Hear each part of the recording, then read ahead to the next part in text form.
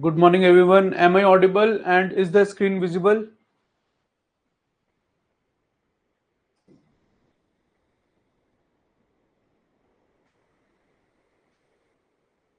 Am I audible and is the screen visible to you? Hello.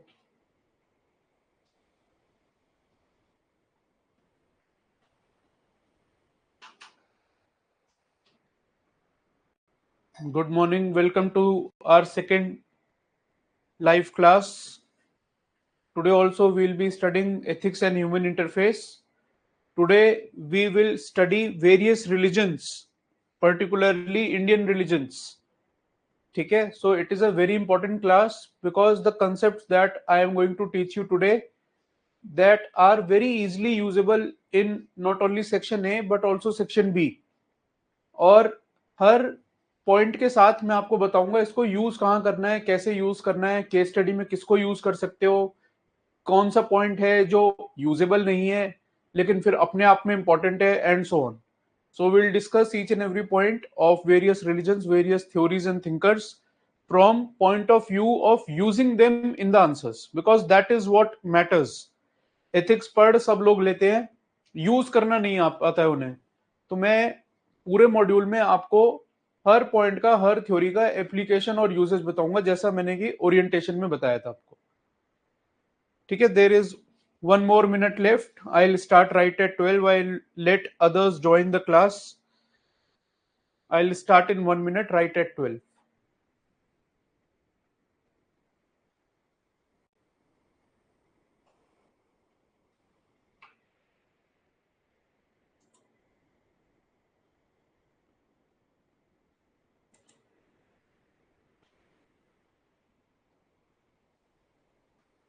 Chalo, let us start. So you must have got this Excel sheet image of the micro plan that I had showed you in the orientation class, in the launch video as well. So you have got Excel image, yes or no? Tell me in the chat box of the micro plan.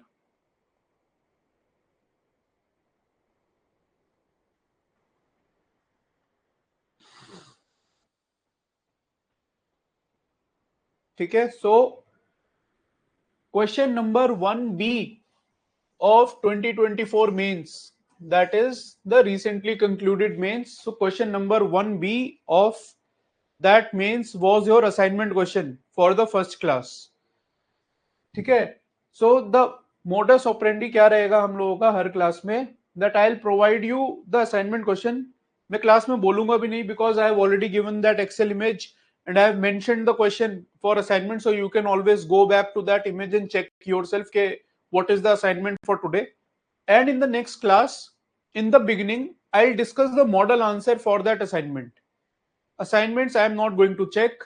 Assignments का evaluation नहीं है, मैंने पहले ही clear बता दिया था वो orientation में. I provide model answer and discussion of the assignment question in the very next class. तो ये क्वेश्चन था जो अभी इस बार मेंस में आया था and I am going to discuss it today because it was the assignment question. So the question says ethics encompasses several key dimensions that are crucial in guiding individuals and organizations towards morally responsible behavior. क्या कह रहा है कि ethics में कुछ dimensions है which are crucial in guiding, किसको guide करने के लिए, इंडिविजुअल को एंड ऑर्गेनाइजेशन को, फॉर मॉरली रिस्पॉन्सिबल बिहेवियर. कि ऐसी उसमें क्या डायमेंशन है, क्या बात है एथिक्स में, that it is able to guide individuals and organisation towards morally responsible behaviour. Explain those की dimensions that influence human action. Discuss how these dimensions shape ethical decision making in professional context. तो मुझे वो dimensions बतानी है ethics की that guide human behavior and I have to also ensure कि मेरे points में कहीं ना कहीं professional context का mention हो because I have to explain this in this context. So if you remember, I had told you in previous class one very important thing, that there is no hard line that these 3 5 things have to be written in determinants, these 3 5 points have to be written in, say, dimensions or the definition of ethics or the essence of ethics. Do you remember this? I had told you this very clearly. Do you remember this? Otherwise solving this question will become very difficult for you. In the dimensions, what we had studied in the previous class was the individual ethics, personal ethics, organizational, societal, environmental, sustainable ethics, etc. But I cannot fit those topics in demand of this question. So now, when I see such a question in the exam hall, which is interlinked between two or more topics, I have to innovate. I have to think, I have to try to link that question with some or other theory that I've studied in my notes, and I have to innovate on the go. In within 30 seconds, you have to decide it. कि क्या लिखूं इसमें. So I had discussed in the very first mind map of your notes. Please open that very first mind map of your note. What is ethics? So I had told you ethics is not doing to others which you cannot be done by. Ethics is a study of human behavior. Ethics is a study of actions from the point of view of rightfulness or wrongfulness. It tells us what is the difference between ends versus means. It tells us what are our rights and the right things to do. It also tells us that uh, we need to be mindful about our actions in public life, etc. उन्हीं points को use करके you can right this answer now. अब यहां पे क्या बोला था, की डायमेंशंस क्या है which guide individual for morally responsible behaviour. So मैं इसको डायमेंशन बना देता हूं. पहली डायमेंशन हो गई ethics tells me difference between rights versus wrong. Ethics as a theory provides me certain principles which if I apply as an individual, my decisions will be ethical in professional context. Ethics tells organizations what is the right thing to do. I had told you a word, corporate responsibility or social responsibility. So if the organizations are ethical, if they know what is the right thing to do, in the professional context their decisions will be ethical and so on. तो वो जो मैंने पहला आपको point बताया था, पहला mind map, you can use that to answer this question. ठीक है. I can see certain comments in chat box with respect to issues in live stream. Is anybody else also facing problem? Sort it for once for all, because I get very much disturbed after watching such comments. Whoever is facing problem with respect to the stream, please refresh, because others are saying that there is no problem. मेरा flow disturb होता है बार बार फिर. ठीक है, तो please अब ये chat box में मत लिखना. Now coming to the structure, मैंने आपको क्वेश्चन समझा दिया है. Now let us discuss the structure of the answer. So ethics is the keyword and I had told you, मैंने नोट ऐप पे आपको जो एक स्ट्रक्चर दिखाया था, 20-30 words intro, then 4 points, 2 examples, after that a diagram, separate headings, numbered points, using of keywords, using examples, then 20-30 words conclusion. So I have tried to follow that very structure in my model answer, which is uploaded on the portal. You can read it from there. ठीक है. So I have defined ethics using the Nicomachean ethics by Aristotle that I taught you in the previous class. I have defined ethics using that definition itself. Unique definition लिख दी. Then I have made a separate heading, that is key dimensions of ethics. I have written 3 dimensions: rightfulness versus wrongfulness, in theory versus practice, rights versus right thing to do. I have numbered those 3 points. My points are concise, 10 or 12 words, 15 words, not more than that. So these are concise points. After that, I have written one example. I have written that example from Pulela Gopichand, जो मैंने आपको notes में पिछली बार class में पढ़ाया था. First example of our ethics module that I taught you with respect to him denying a cola company ad after winning the prestigious championship. So इसको मैंने लिंक करा है with demand of question, ethical decision making in professional context. After that, it always happens that once you write 2-3 points, after that the main point of the question comes to your mind. It will happen with you also in the exam hall. So what is the way to write those points is, I am done with 3 points, I am done with example. लिखते लिखते मुझे याद आता है, अच्छा यार ये point रह गया, ये भी लिख देता हूं. So we draw diagrams for that. I had told you that I'll discuss 12 types of diagrams that can be drawn in ethics paper. This is the first type of diagram that can be drawn.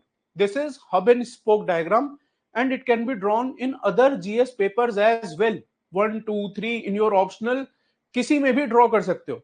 So what I have done here is I have tried to define professional context. जो question में लिखा था कि वो होता क्या है, तो मैंने लिखा in professional context it is important to uphold organisational interest या पब्लिक इंटरेस्ट. क्या अपहोल्ड करूं, ऑर्गेनाइजेशन का इंटरेस्ट या पब्लिक का. राइट्स और ड्यूटीज को मुझे बैलेंस करना है, मेरे को अपहोल्ड करनी है वैल्यूज जो मैं आपको चैप्टर 4 में पढ़ाऊंगा, loyalty, collegiality etcetera, and holistic competence which I teach you in the due course. ठीक है, तो मैंने प्रोफेशनल कंटेक्स्ट को डिफाइन कर दिया, and after that I have written more points on it, 2 points, then one more example. So मेरे पूरे answer में there are about 5 points. There are 2 examples, that is example 1, example 2. There is a diagram. I have written separate headings. I have written I have defined the keyword, and then I have concluded in one line. ये answer structure आपको हर question में follow करना है of section A. ठीक है, you have to follow this very structure in each question of section A. Model answer has been provided to you. I have discussed it. You can go through that. Similarly, we'll have one more assignment question today, जो उस Excel में मैंने आपको provide करा है. Now it is upon you whether you practice that or not. I will discuss that question in the next class. So let us start with our today's class. सबसे पहला चीज है आज एथिक्स इन इंडिया. तो ethics in India में मैं आपको कुछ प्रिंसिपल्स पढ़ाऊंगा रिलीजन से related. Please maintain decorum in the chat box when I am teaching religions. Please do not hurt religious sentiments of anybody.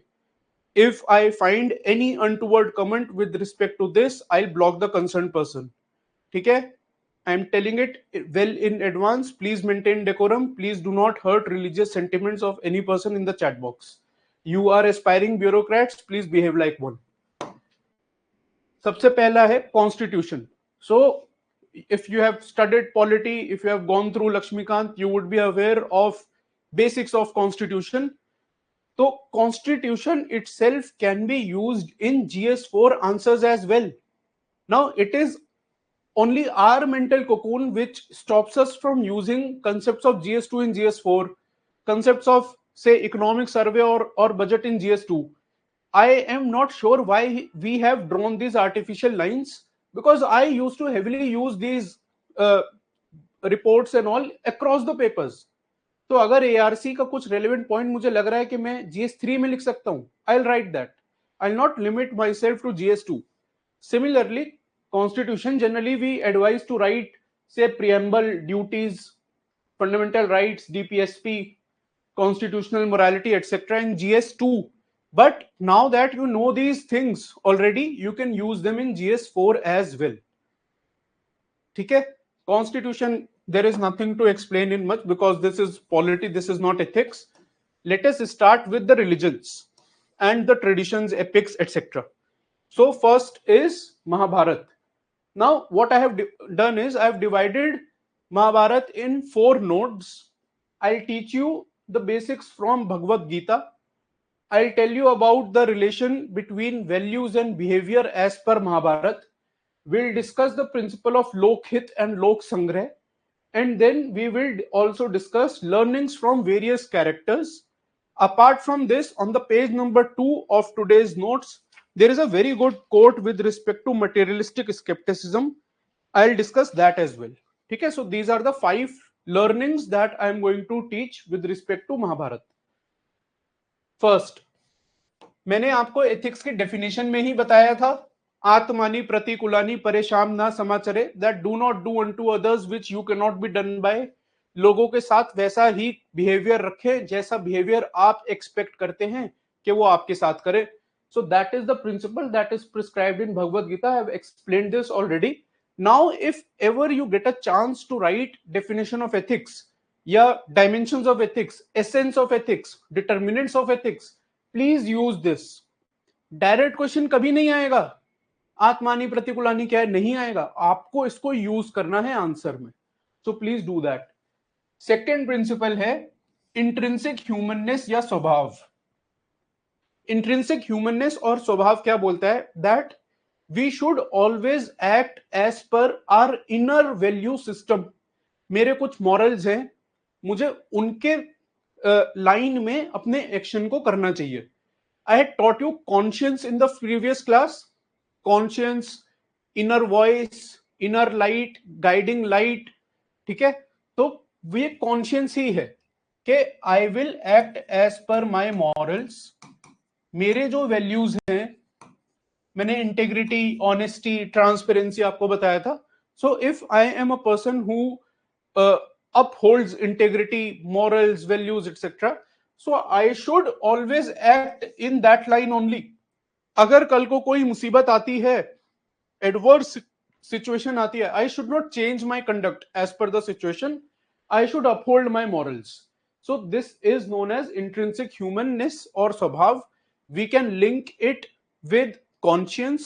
We can also link it with one more concept that we will discuss in the coming sessions, that is the knower doer split of Swami Dayanand Saraswati ji.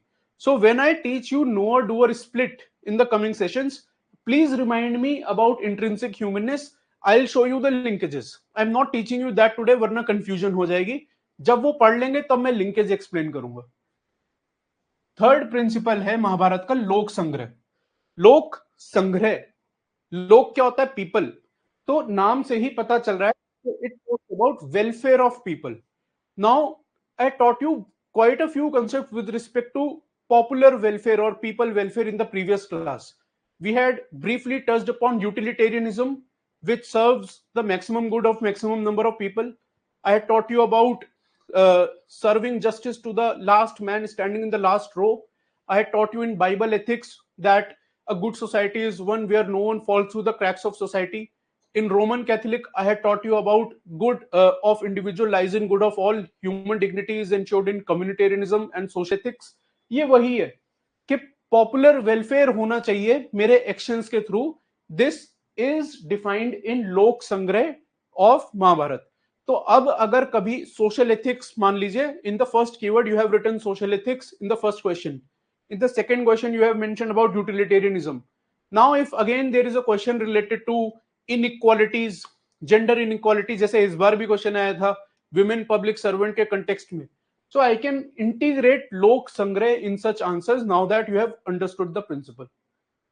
Fourth and very important, which can be used in case studies. ठीक है, तो please इस mind map के आगे selfless action या निष्काम कर्म के आगे केस स्टडी लिख लीजिए. Please right case study in front of this because we are going to use this principle heavily in the classes in case study. So निष्काम कर्म के और मीनिंग और वर्ड्स क्या होते हैं? Nishkam karma is also known as desireless action, selfless action, altruistic action, ये principle of detached involvement. ये तीन चार नाम होते हैं. किसी भी नाम में it can be asked in any form, it can be asked as a direct question as well. निष्काम कर्म क्या कहता है? बहुत सिंपल है. गीता उपदेश में आपने अगर गीता पढ़ी है या एटलीस्ट महाभारत कभी देखी है टीवी पे, you would know that Gita उपदेश का मेन सार क्या था कि कर्म करो, फल की चिंता मत करो. Do your action, do not worry about the result, do not worry about the consequences. This is what is निष्काम कर्म, कि मुझे अपने कर्म करने हैं, फल की चिंता, कॉन्सिक्वेंसेज, रिजल्ट्स की चिंता नहीं करनी है. सो व्हेन आई प्रैक्टिस निष्काम कर्म, आई am not worried about personal consequences, कि मैं ये एक्शन कर रहा हूं, क्या होगा, कल को क्लियर होगा मेरा एग्जाम या नहीं होगा. तो अगर as a student you are following nishkam karma, you will be engrossed in your studies so much so that you will only want to follow the process repeatedly day after day. आप एक time table बनाओगे, आप उस time table के according पढ़ोगे. You will not worry about the final consequence कि यार competition बहुत ज्यादा है, मेरा क्लियर होगा नहीं होगा. ना डे ड्रीमिंग करोगे, ना डे स्ट्रेस करोगे. तो दिस इज व्हाट इज निष्काम कर्म. मैंने आपको आपके ही कंटेक्स्ट में उसे अप्लाई करके दिखा दिया. One more example from recent current affairs is in the recently concluded Olympics, when Manu Bhaker won the bronze medal, she talked about Nishkam Karma. That after her failure at a very young age in the previous Olympics, that is the Tokyo Olympics, she after that started reading Gita and she attributed her success to the principle of निष्काम कर्म कि मैंने अपना बस कर्म करना सीख लिया है, मैं फल की चिंता अब नहीं करती. When that happens, you will not stress, you will not jump from one action to another, because success is not the aim, perfection is the aim in निष्काम कर्म. तो मैं अपना काम perfection से कर रहा हूं, success मिल जाएगा, that will be a part of process. If I am to link it with cricket, then MS Dhoni is very famous with respect to this philosophy. He has said this same thing n number of times, that always follow the process, do not worry about the results. Results will come if you follow the process. ठीक है, so this is in detail I have discussed निष्काम कर्म. The opposite of same is of course सक्कम कर्म, wherein I am worried about the consequence, I am worried about the result, I want to top this exam, मुझे clear करना है pre, पहले ही मेरे पास एक ही attempt है, मुझे क्लियर करना है उसमें. ये जब आप करते हो, when then success is aim, and even if you get success, that success will be short term, because then you will find some another goal to jump onto. So you will jump from one action to another without actually relishing any success. So do not practice sakam karm, always believe in selfless action or nishkam karm. Now this is what is basically I wanted to teach you with respect to Bhagavad Gita. And I have told you the usages as well कि case study में किसको कहाँ use करना है, किसको कहाँ ethics की definition में use करना है, and so on. The next concept is relation between values and behavior, which we are going to discuss in detail in attitude chapter as well. But let me give you a brief link between the two.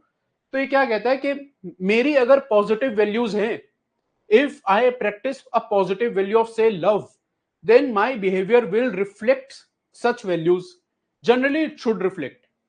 And if I am driven by say negative values such as lust, anger, hatred, greed, ego, arrogance, pride, etc., then my behavior will reflect those negative values. ये simple सा वो है. महात्मा गांधी जी की भी coat है similar कि वो you think you become. तो मेरी वैल्यूज जो हैं वो मेरा एक्शन, मेरा बिहेवियर डिसाइड करेंगे. ये महाभारत से भी हमें लर्निंग मिलती है. ठीक है, बाकी इस पे जो हम डिस्कस करेंगे वो जब मैं आपको एटीट्यूड पढ़ाऊंगा, एटीट्यूड का चैप्टर, तब बाकी इसको डिटेल में देखेंगे. लोकहित. तो लोकहित क्या होता है कि एक थ्योरी हम पढ़ेंगे इन the coming classes, that is ethical altruism. एक थ्योरी होती है एथिकल ईगोइज्म, एक होती है एल्ट्रुइज्म. एल्ट्रुइज्म क्या बोलता है? Altruistic action is one that helps the others. So if I am a person who is in position of authority and I am to take certain action, then I will not worry about the consequences of that action with respect to me. मैं बस ये देखूंगा कि 10 लोग हैं मेरी society में, उन 10 पे इसका क्या इफेक्ट पड़ रहा है, बढ़िया इफेक्ट हो रहा है उन 10 पे या नहीं. सो एल्ट्रिस्टिक एक्शन या लोकहित is always that action that benefits others. अब कोई भी क्वेश्चन एथिक्स का, any damn question can be linked with respect to this. इस बार क्वेश्चन आया था that there are many wars and conflicts going on, weapons of mass destruction को लोग distribute कर रहे हैं इधर उधर countries. What are the ethical considerations that should be taken under consideration to stop such weapons and all? So I can write that the country should be driven by a principle of Lokhit. They should not worry about their own vested commercial interest, but they should be driven by the benefits of the larger others. Similarly, women public servant का question आया था कि what are the gender inequality challenges specific to the women public servant. Last time एक case study आई थी 2023 में, that there is a women public servant who is very honest towards her work, but then she wants to take a short break, maybe some family issues and all, but the manager is not willing to do so. ऐसी एक case study आई थी. So the manager should be driven by rightful action that will benefit others and not his her own personal vested interest. ठीक है, तो usage मैंने आपको बता दिया, मैंने थ्योरी आपको सिखा दी है. आप जितना बेटर उस थ्योरी को समझोगे, you will be able to use it in wide areas and all. Now let us see some learnings from few of the characters. So Bhishma and Karna were known for their loyalty.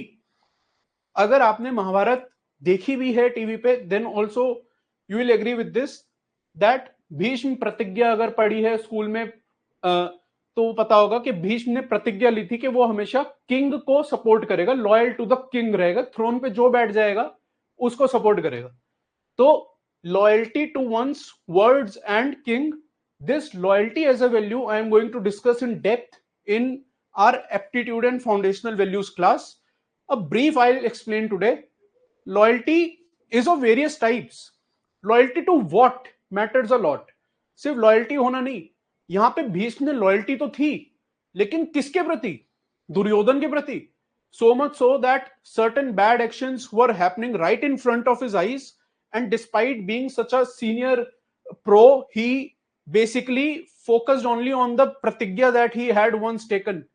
So loyalty should be towards public interest, loyalty should be towards values, loyalty should be towards organizational interest, and lastly अगर कुछ बच जाता है then loyalty should be towards your own personal interest. Chak De India देखिए आप लोगों ने, उसमें बोलता है ना शाहरुख खान, अगर कुछ बच जाए अंत में तब अपने लिए खेलना है, पहले देश के लिए. तो loyalty should be towards the larger goal. So ये लॉयल्टी तो थी but in a wrong context. Similarly Karna, loyalty to friend, because he had such an upbringing जिसमें काफी लोगों ने उसको बोला ये XYZ, लेकिन उसके दोस्त that is Duryodhan, he supported him. Whatever reasons, whatever vested interest Duryodhan had, he supported him, and hence he was always loyal to his friend. But again, that loyalty to what comes into question with respect to Karn as well. तो loyalty के दो examples मैंने आपको दिए, Bhishma and Karna. If at all there is a direct question on loyalty in any exam, then you can write these two examples. Transparency with respect to Dronacharya. मैंने आपको first class में example बताया था अर्ध सत्य का.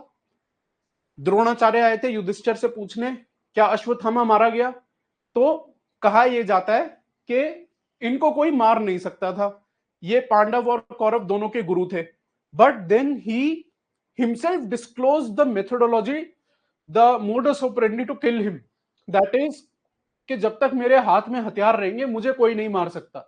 सो he dropped off his weapons after hearing that Ashwatthama is dead. So this example can be used with respect to transparency, that no matter what the situation, he was transparent with his pupils, with the Pandavas. Arjun. So duty and righteousness. We will be studying these two things quite a lot today. Duty and righteousness. एक concept है धर्म का, जो मैं आपको अभी ऋग्वेद में भी पढ़ाऊंगा. ठीक है, ये सिर्फ रिलीजियस कंसेप्ट नहीं है. This is not limited to from religious point of view. This also means duty and righteousness, के I have to follow my moral duty and I have to ensure that my actions are rightful. क्या पढ़ाया था? Ethics is knowing the difference between rights versus right thing to do, the wrongfulness or rightfulness of human action and behavior. वही है ये. तो Arjun is known to uphold the highest virtues of dharma, that is he followed his moral duty. जब गीता का उपदेश दिया श्री कृष्ण ने, भगवान कृष्ण ने अर्जुन को, तो उन्होंने यही बोला कि तुम अपना कर्म करो, मॉरल ड्यूटी है तुम्हारी, है धर्म की स्थापना करना. तो मॉरल ड्यूटी एंड देन जज के एक्शन तुम्हारा राइटफुल था या नहीं था. ठीक है, भगवान कृष्ण का एग्जांपल आप दे सकते हैं इमोशनल इंटेलिजेंस में, that there are an number of instances in Mahabharata where he used his emotions and emotions of others for the benefits of Pandavs, for ensuring that they are having the upper hand in the war. For example, जब अर्जुन ने प्रतिज्ञा ली थी अभिमन्यु के वध के बाद कि आज शाम से पहले मैं मार दूंगा, and he was not able to do so. तो सूर्य अस्त करा देना फिर सूर्य उदय करा देना, this is nothing but examples of playing with emotions, managing emotions to have your own intended result. So emotional intelligence में ये एग्जांपल दे सकते हैं.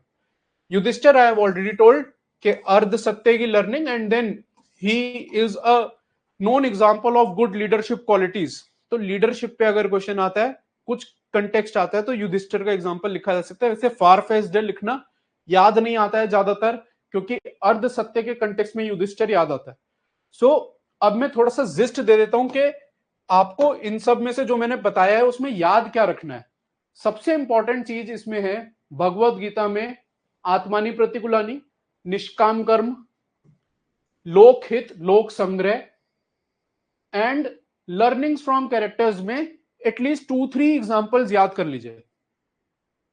ठीक है, लोकहित, लोक संग्रह, आत्मानी प्रतिकूलानी, निष्काम कर्म and 2-3 examples. Not more than that is required. Now I'll move on to the next topic, that is, okay, ये एक कोट भी मुझे आपको पढ़ानी थी. So it is a very good quote and applied ethics का जैसे पेपर आ रहा है, so you can use it somewhere or else. It talks about materialistic skepticism or materialism के in our society there is huge shift towards the glamour of materialism. Greed बढ़ गई है, needs बढ़ गई हैं, सबको बहुत पैसा चाहिए, and so on. So this is nothing but materialistic skepticism, materialism. So materialism can be linked with greed, materialism can be linked with desires, it can be linked with vested interest, it can be linked with wrongful means for wrongful ends, for your own vested interest ends. तो ये जो 5-6 लाइनें हैं, इनका gist यही है, that materialism is driven by greed, vested interest, desires, wrongful means and ends, etc. And then it also says that we always worry about the outwards. हम लोग क्या बोलते हैं, मुझ में कोई कमी नहीं है, सामने वाले में कमी है, प्रॉब्लम मेरे में नहीं है, सामने वाले में प्रॉब्लम है. So it says that in the materialistic world our attention has gone completely outwards, no attention is paid to the self within. तो ये मुझे आज बताना था, because in the coming classes we are going to read this concept again and again, that is self reflection, inner reflection, inner purification, self development etcetera. तो ये क्या बोलते हैं, that pay attention to your own sins, your own vices, do not worry about the vices of others. World में है जितनी कमियां होनी है, अपनी कमियों को सुधारो. हर कोई अगर अपनी अपनी कमी को सुधार लेगा, then world would be a better place. ठीक है, तो ये अगर ऐसा कोई क्वेश्चन आता है, then you can use it there.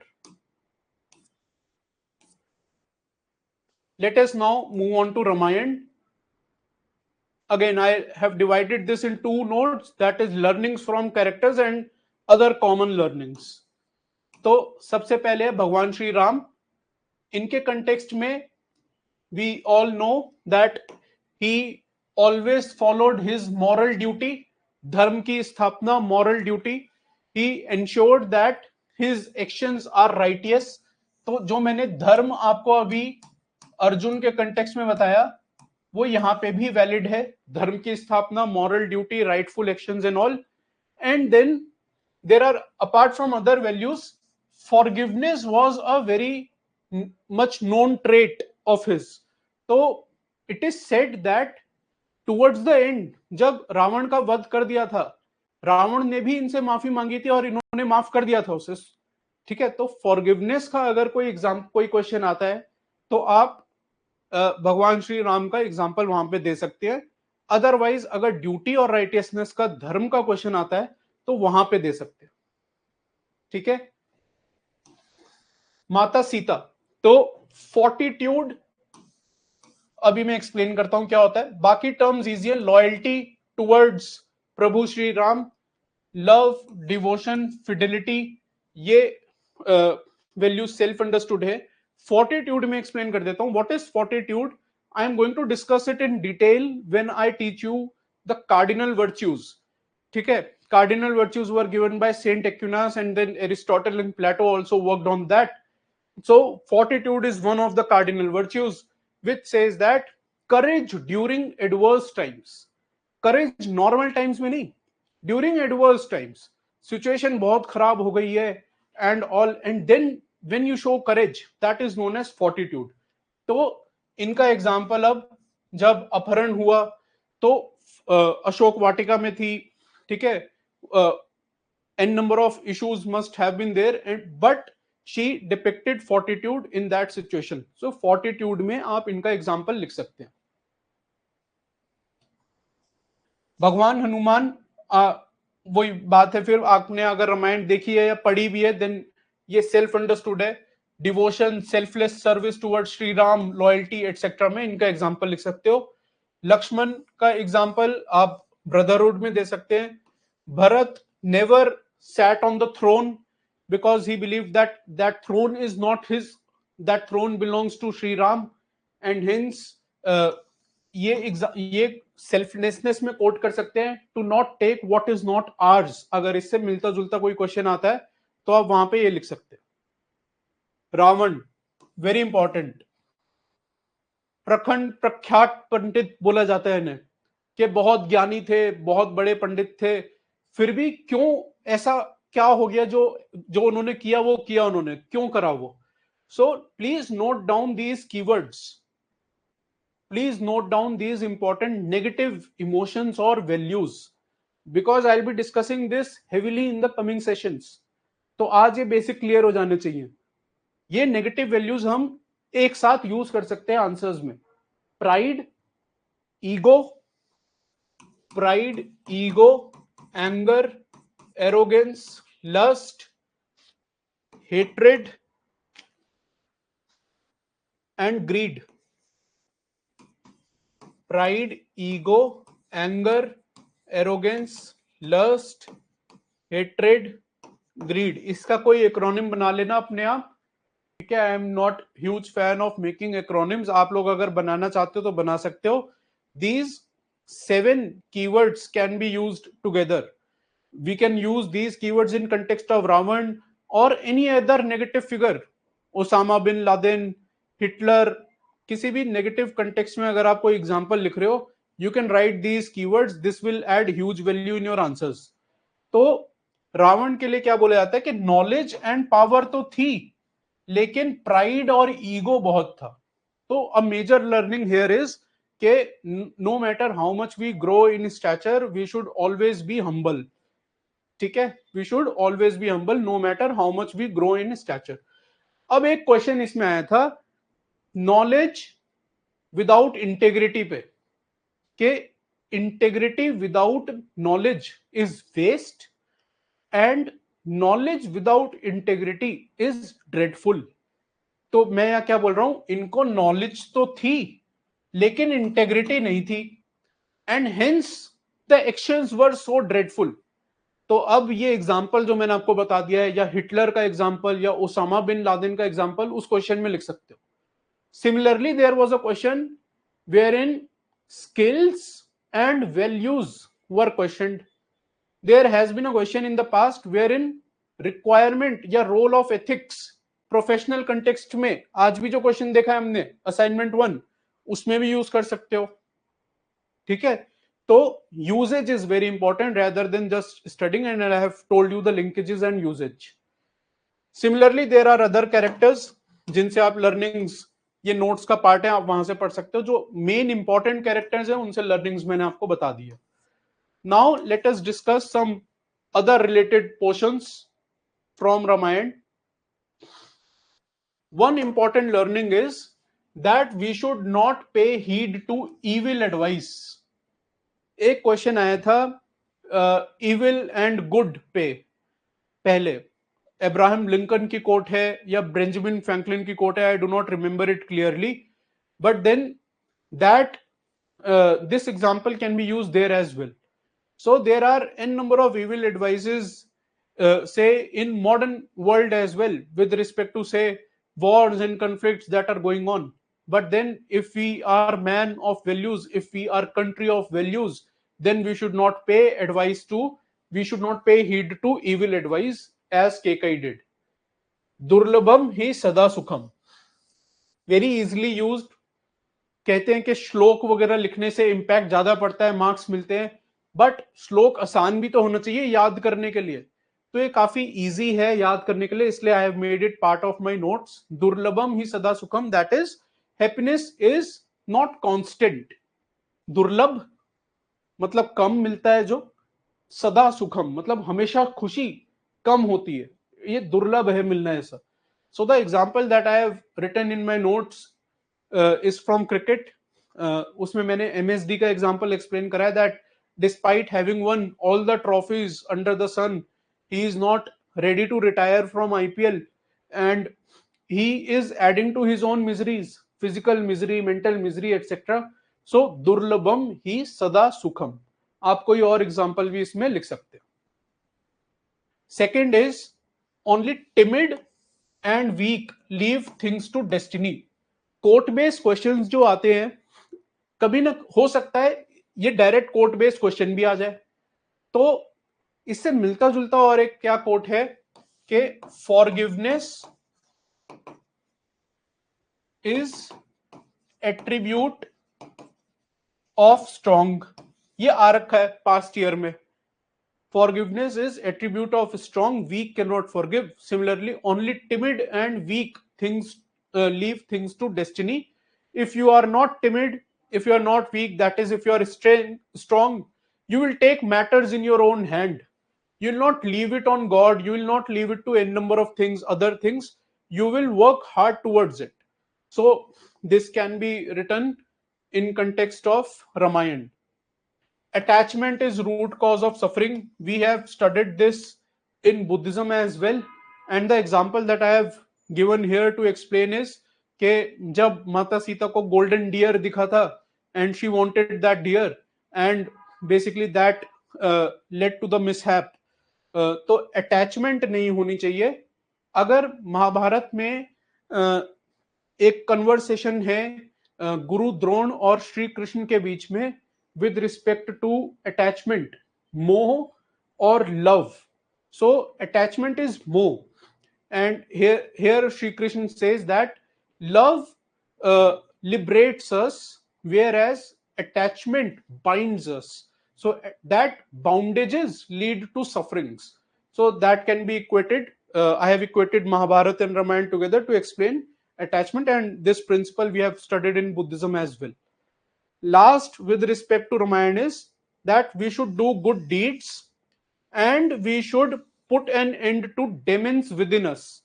मैंने अभी क्या बताया था प्रीवियस में कि इंटीरियराइज, अभी मैंने जो महाभारत से रिलेटेड कोट बताई थी मटेरियलिस्टिक स्केप्टिसिज्म के बाद, that we are worried about 1000 problems of others and we are not ready to look within ourselves. So we should always look at our own vices, our own issues, the demons that are within us, and we should always focus on doing good deeds, good things. तो ये learnings आप रामायण के context में लिख सकते हैं. This covers your theory up to page number 3 or 4 of your notes. ठीक है, now we are going to discuss some historic learnings starting from Rigveda. तो ऋग्वेद में भी मैंने अभी जब मैं धर्म का कंटेक्स्ट आपको बता रहा था तब मैंने बोला था ऋग्वेद में भी लिखा है. तो Rigveda teaches us about Rita. Rita is nothing but cosmic order. अब ये ऐसे समझना बड़ा मुश्किल है कि कॉस्मिक ऑर्डर क्या है, ऋता क्या है. तो सिंप्लीफाइड लैंग्वेज में क्या है इसका meaning, that Rigveda talks about something that is cosmic order which deals with two things, that is dharma and harmony between nature and society.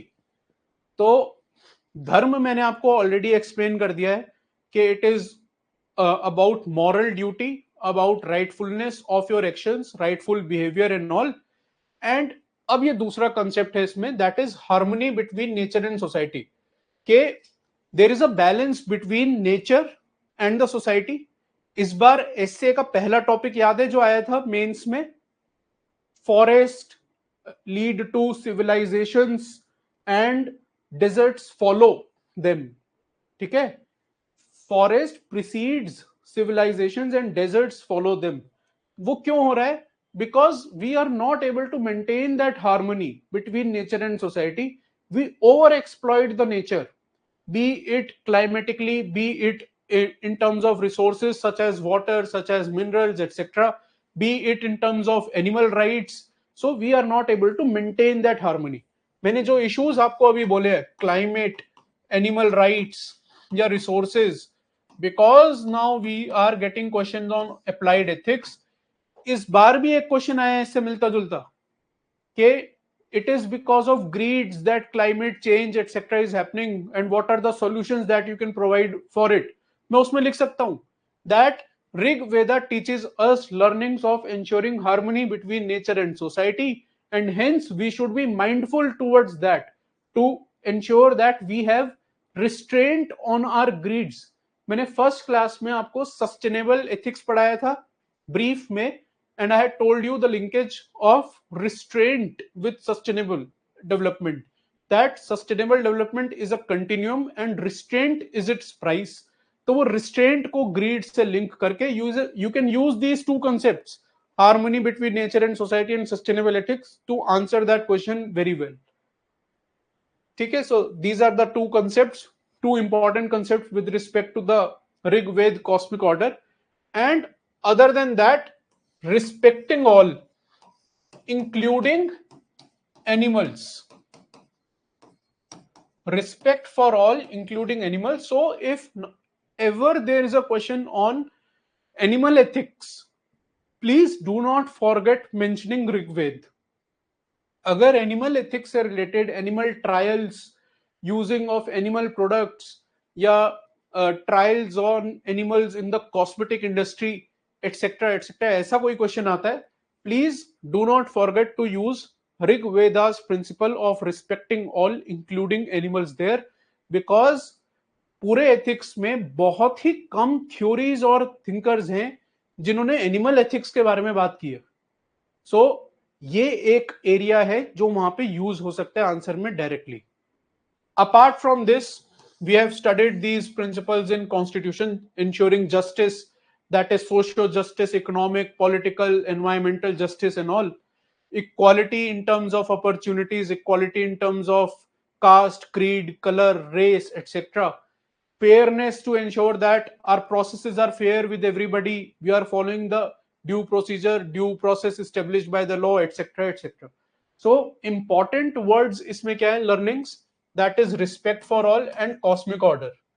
Rest of the nodes with respect to Rigved can be ignored as such, because we will study these things in other topics as well. ये ऋग्वेद में ही है दो चीजें. तो अगर कभी ऋग्वेद पे भी डायरेक्ट क्वेश्चन आ जाता है, ऋग्वेद से एथिक्स के प्रिंसिपल्स या मॉरल प्रिंसिपल, तो please cosmic order and respect for all explain कर दीजिएगा.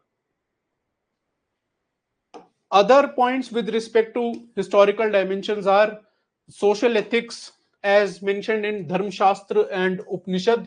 Social ethics I had taught you in the previous class itself with respect to Bible, with respect to Roman ethics, Protestant ethics, etc.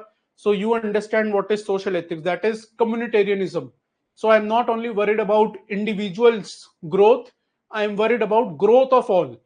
Sarvodaya, सर्व उदय, सर्वोदय होता है सबका एक साथ upliftment. तो social ethics deals with such principles. Now if ever there is a question on inequality, gender inequality, inclusive growth, आए हैं ये question. There has been a direct question in ethics on gender inequality. This year as well, there was a question in context of gender inequality for women public servant. There has been a question on inclusive growth as well, that the development has formed enclaves of prosperity rather than inclusive growth. तो वहां पे हर जगह आप social ethics को coat कर सकते हैं. Now it depends on you whether you want to quote social ethics in context of Bible, etc., or in context of history. ठीक है, कोई डाउट्स हैं तो चैट बॉक्स में पूछ सकते हो. Otherwise, I'll proceed to Bhakti movement.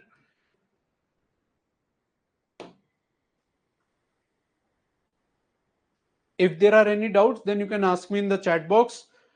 I hope there are no issues with respect to mode of communication today. I am using English as much as possible.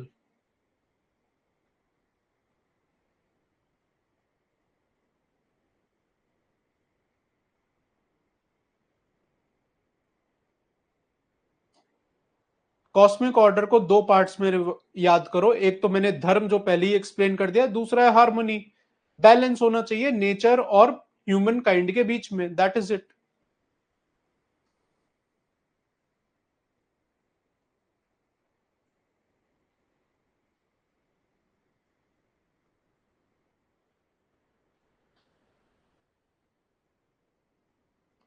Seven words with respect to negative values are pride, anger, ego, lust, hatred, arrogance, and greed. वो question बाद में आएगा Arya. Yes, सबका साथ सबका विकास. I told you in previous class also. Social ethics में लिख सकते हो.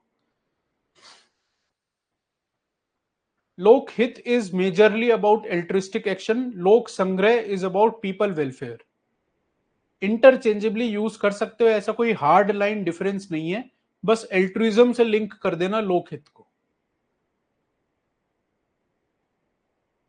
Yes, you can use cosmic order in forest and wild conservation. Parvendra. ठीक है. Let us now move to Bhakti movement. So we have studied this in ethics, in history, and I have included certain principles of Bhakti movement in my ethics module because of the nature of questions that has been asked these days. तो इसमें important है moral consciousness and discrimination and selfless service. Other points we have studied elsewhere or we will be studying in coming classes as well. जैसे compassion मैं आपको दलाई लामा के case में पढ़ाऊंगा. Materialism मैंने अभी आपको महाभारत के केस में ही पढ़ा दिया है. Harmony when I teach you Maulana Abul Kalam Azad, तब मैं आपको पढ़ाऊंगा. Tolerance is a separate value itself in aptitude and foundational values chapter. Tolerance में आपको वहां पढ़ाऊंगा. सो द रिमेनिंग पॉइंट्स अब याद करने में भी आसानी होगी कि भक्ति मूवमेंट अगर कुछ लिखना है तो इन दो के कंटेक्स्ट में लिखिएगा.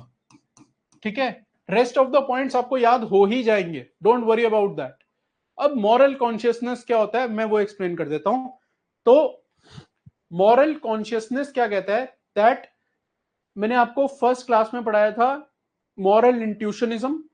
That there are certain morals that are intuitively or naturally known to everybody, but then with time we tend to forget those moral values. ठीक है. There might be various reasons such as greed, anger, hatred, arrogance, or materialism, etc., and we are letting go our basic core values. We are letting go our जो मैंने आज first node में पढ़ा है intrinsic humanness और स्वभाव. So moral consciousness क्या कहता है? That we need to awaken our basic moral values. Moral reawakening individual के कंटेक्स्ट में, and if 10 individuals together are morally reawakened then the society as such will be reawakened morally. ठीक है. Society क्या है? ये सोसाइटी है पूरी, ये इंडिविजुअल्स हैं. Now if each individual is morally awakened, if each individual is following the intrinsic humanness, स्वभाव, inherent values, love, compassion, kindness etcetera, then it will ensure that my entire society की moral consciousness जो है वो जागरूक हो जाएगी, जग जाएगी. तो ये रीअवेकेंड मॉरल कॉन्शियसनेस है. Similar concept is no discrimination on basis of say caste, color, creed, etc. So now understand the application part of these two things. Moral consciousness and no discrimination can be very easily written in context of caste based issues या features of Indian society, lack of tolerance, lack of respect towards diversity, various forms of discrimination, जैसे अभी recently supreme court has noted that in the Indian prisons there is ongoing discrimination on basis of caste. And yes, a couple of days ago also there was article in a newspaper with respect to this. So if there is a question on similar lines on applied ethics कि अगर कोई discrimination, inequality, caste related issues, lack of consciousness in society से अगर कोई linked question आता है, you can now use bhakti movement, you can use these 2 points to write good ethical answer, ethic based answer in such questions. Otherwise अगर ये नहीं पता होता तो आप जेनरिक GS1 सोसाइटी का आंसर बनाते. अप्लाइड एथिक्स में चैलेंज ही यही होता है that I have to write ethics in my answers rather than making it an answer of GS1, 2 or 3.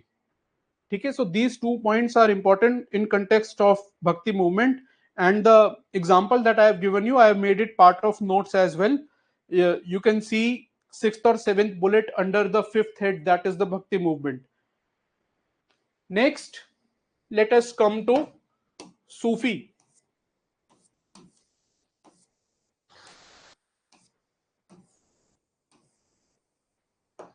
ठीक है, सो सोसाइटल डिवीजन तो मैंने आपको भक्ति में भी बताया अभी, caste, colour, creed, gender etcetera.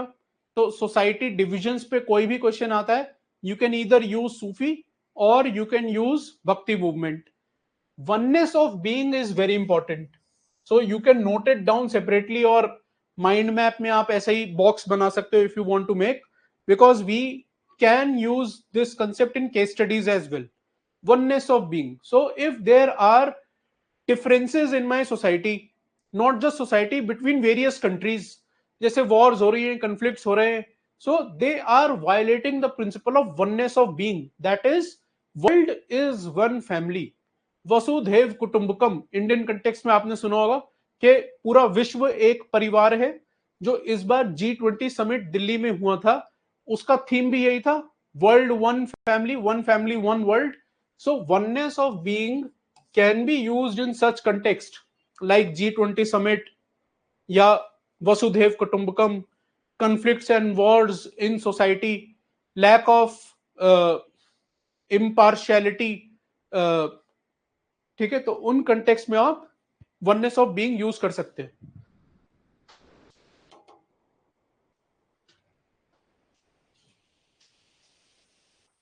ठीक है, इसमें कोई डाउट है तो पूछ सकते हो. वननेस ऑफ बीइंग में अगर कोई डाउट है तो पूछ सकते हो, because we can use this in case studies and all, so it is important. World is one family, Vasudev Kutumbakam, there should not be any division, etc. Love and brotherhood should be upheld, etc. That is the meaning of oneness of being, and it is given by Sufi traditions. Love, brotherhood, oneness of being सब एक साथ आ जाएगा. कोई doubt है अगर इसमें तो पूछ सकते हो.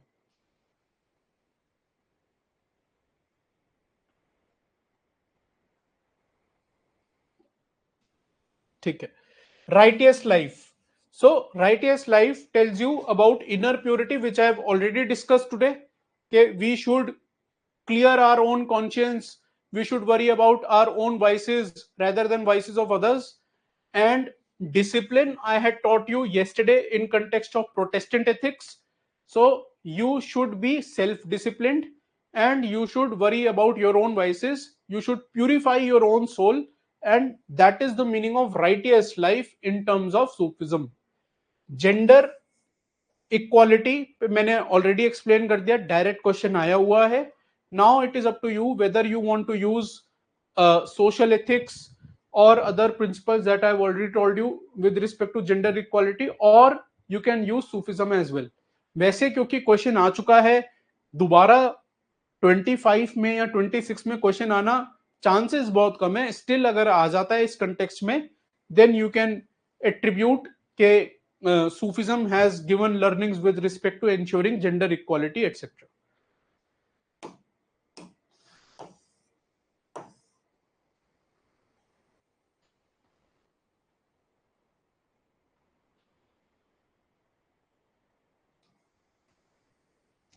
Islamic ethics. तो इसमें जो इंपॉर्टेंट नोट्स है मैं वो डिस्कस कर लेता हूं. अखलक आर द एथिकल स्टैंडर्ड्स जो कुरान में दिए हुए हैं. अखलक, those define the ethical standards in terms of Islam. ठीक है, ये डायरेक्ट यूज करना काफी मुश्किल है, लेकिन मुझे एक्सप्लेन करना था, बताना था स्पेसिफिकली कि अगर ये वर्ड लिख पाओ कहीं किसी क्वेश्चन में तो it will help you gaining edge over others. जैसे मैंने आपको do not do unto others बताया या आत्मानी प्रतिकुलानी बताया, वैसे ये अलग वर्ड है. आप अगर लिख पाओ इसको, that can add value to your answers. Otherwise, the teachings with respect to Islamic ethics are very important. Self-reflection, self-purification, and improvement. We will be using this heavily in case studies. So please remember this, please understand this. Self-reflection again, कि मैंने अभी interiorise बताया, clear your own vices, shun your own evil, do not worry about others. वही similar concept है, बस word change हो गया है कि I am reflecting upon my own thoughts, I am reflecting about my own actions, own vices, and once I do so, only then I will be able to purify myself, purify my soul. And once I am purifying myself, तभी improvement होगी. वरना तो मैं वही रहूंगा ना जो मैं कल था. तो दूसरे टर्म्स में अगर मैं इसको बोलूं, दिस इज नथिंग बट स्वॉट analysis. I am analysing my strengths, weakness, and I am working on them. मैं फिफ्थ चैप्टर में आपको इमोशनल इंटेलिजेंस पढ़ाऊंगा बाय गोलमैन. गोलमैन मॉडल में है self awareness, self regulation, empathy, social skills and motivation. तो this we will link again in Goleman model. तो आपका active recall भी होता रहेगा. मैं आपसे पूछूंगा उस क्लास में कि मैंने इस्लामिक एथिक्स में इससे रिलेटेड क्या बताया था, then you will be in better position to link them. Another important concept with respect to Islamic ethics is that man is born with good nature. Good nature के साथ मतलब at birth man is pious soul, born with a good nature. कोई vices नहीं है उसमें, but it is only because of the society, his desires, the temptations, that it becomes morally corrupt. So inherent nature of man तो बढ़िया है, लेकिन वो society की टेम्पटेशंस, डिजायर्स वगैरह की वजह से करप्ट सोल हो जाता है. तो इससे रिलेटेड कंसेप्ट क्या है, that we should have self control on our desires. Now linking it with question of 2024 mains about climate change, greed. Previously also there has been a question related to greed. There has been a question on materialism. So there you can use these concepts that man is born with a good nature, but desires and temptations make him corrupt, and we need to control the desires. Today only I told you about cardinal virtues. ठीक है, when I was discussing fortitude in context of Mata Sita. Then there is one more cardinal virtue that is known as temperance.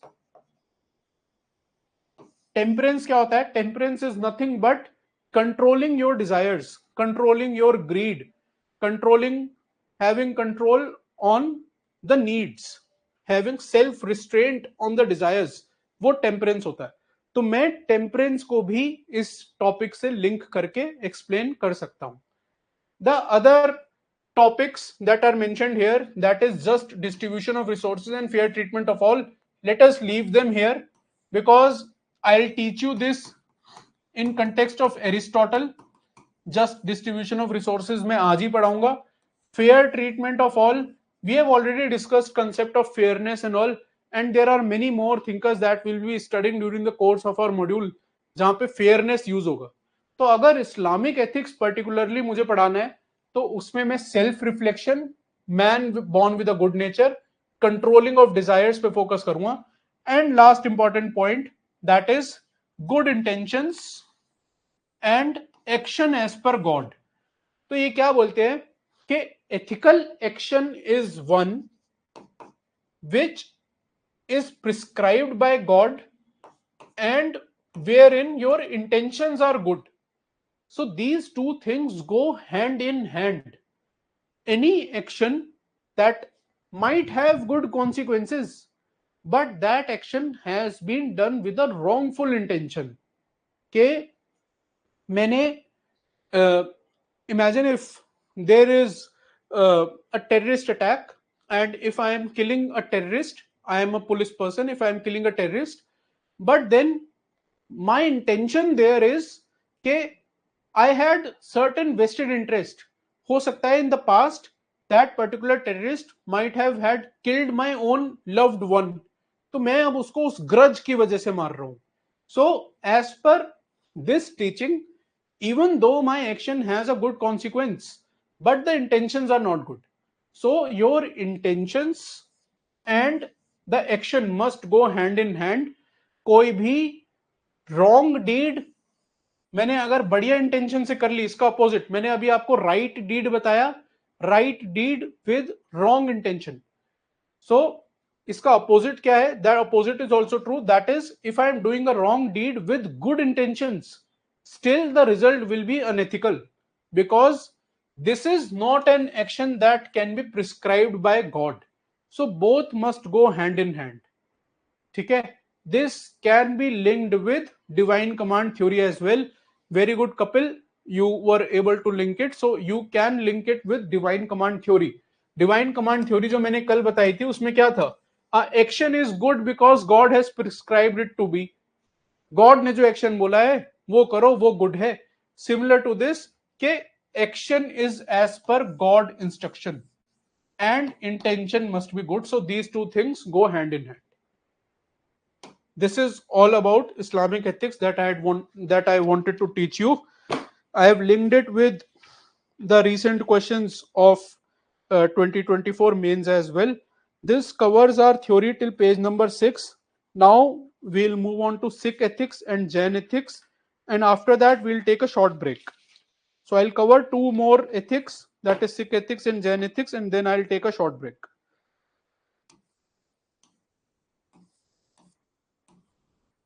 Very important from point of view of case studies, because already a direct question has been asked on what are the main teachings of Guru Nanak Ji and how they are still relevant in contemporary society.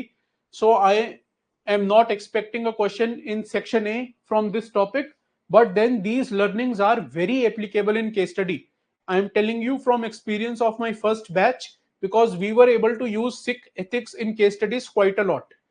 So important learnings क्या हैं इस पूरे node में से मैं आपको बता देता हूं. Please focus on those important learnings only.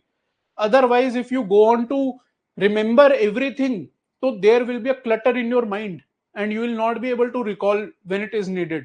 Rather than doing that, focus on 2-3 important points like I have been doing today. Mahabharata में 3 इंपॉर्टेंट पॉइंट बताए, रामायण के 3 बताए, सूफिज्म के 3 बताए, भक्ति के 3 बताए. 3-3 4-4 पॉइंट पे फोकस करो, revise them again and again, and then only you will be able to link them in answers.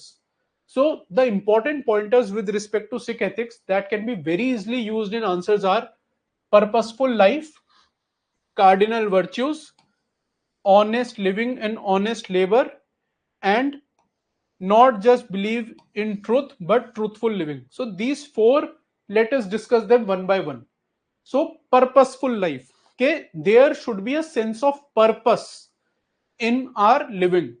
I will teach this in detail in value education chapter as well. So sense of purpose से मेरा क्या मतलब है? That I should be living an examined life. अब एक question आया था, I guess it was in 2016. Socrates की कोट आई थी that an unexamined life is not worth living. An unexamined life is not worth living. So I can now link it with purposeful life concept के एक sense of purpose होना चाहिए. I should live a righteous life. I should do my moral duty. I should self-regulate my own vices. I should inner purify my own soul. I should control my desires, etc. जो concept मैंने अब तक पढ़ा है, मैंने देखो इसमें link करे, कुछ नया नहीं बोला मैंने इसमें. पर्पसफुल लाइफ का कोई एक पर्टिकुलर मीनिंग थोड़ी होता है. एंड्स वर्सेस मीन्स लगा सकते हो, rights versus right thing to do लगा सकते हो, इंट्रिंसिक ह्यूमननेस, स्वभाव को लिंक कर सकते हो, आत्मानी प्रतिकूलानी लिंक कर सकते हो. There are any damn thing that you can now link with purposeful life. And similarly you can now link it with unexamined life. इसको opposite कर दो बस. That if I am not purifying myself, if I am not regulating myself, if I do not know the basic difference between what are my rights and right thing to do, if my conduct is not righteous, if I am not following my intrinsic swabhav and humanness, etc., then I am living an unexamined life that is not worth living. तो इस एक node से देखो पूरा वो 2016 का question कैसे easily solve हो जाएगा. A tough quote in itself, very tough when you see it as a layman. It will appear very tough to you. Unexamined life is not worth living. But just by using the concept that we have studied in 1.5 class, we are able to answer such random question as well. Second important topic for Sikh ethics is cardinal virtues. So ये आप prelims में भी पढ़ते हो. There are 5 virtues basically, that is दान, दया, निर्वैर, संतोष and सेवा. दान is charity, daya is compassion, nirvair is non-enmity with others, कि झगड़ा, क्रोध नहीं होना, anger, non-enmity. Santosh is contentment, that is temperance, that is having restraint on my desires. I am content with my life, I am happy at the place that I am. So Santosh. And Seva is service. तो ये 5 virtues जो हैं ये case study में बहुत use हो सकते हैं. सेक्शन ए में भी जो रैंडम क्वेश्चंस आते हैं, social ethics, society, communitarianism, service पे डायरेक्ट क्वेश्चन आ सकता है. There you can use these keywords. I guess there has been a direct question on service in past. In certain court-based question, service-related question has been asked, and there you can now use these principles. Please do not confuse them with cardinal virtues of Saint Aquinas or Aristotle. Those are different. Those are 4 different virtues: fortitude, justice, prudence, and temperance. These are cardinal virtues given by Sikhism, and these are 5 in number. Honest living and honest earning case studies. So every year you will find a certain case study, like you are a DM, you have recently been posted here, you have a very young family, you are the sole breadwinner, and you observe that there is corruption in your organization. But if you blow the whistle, I have discussed whistle blow already. Now if you blow the whistle, there might be personal consequences. So what options do you have? One of the option will be that I'll stay quiet. Okay, this is a low hanging fruit option. So we will give that option, that I'll stay quiet. But then, as per Sikhism, I should be living an honest living. I should be indulging in honest earning. So by staying silent on such practices, I am not living an honest life. I am not living a purposeful life. I am not making honest earnings. And hence, this 3 concepts of Sikhism can be very easily linked in case studies, as we will do in the coming sessions as well.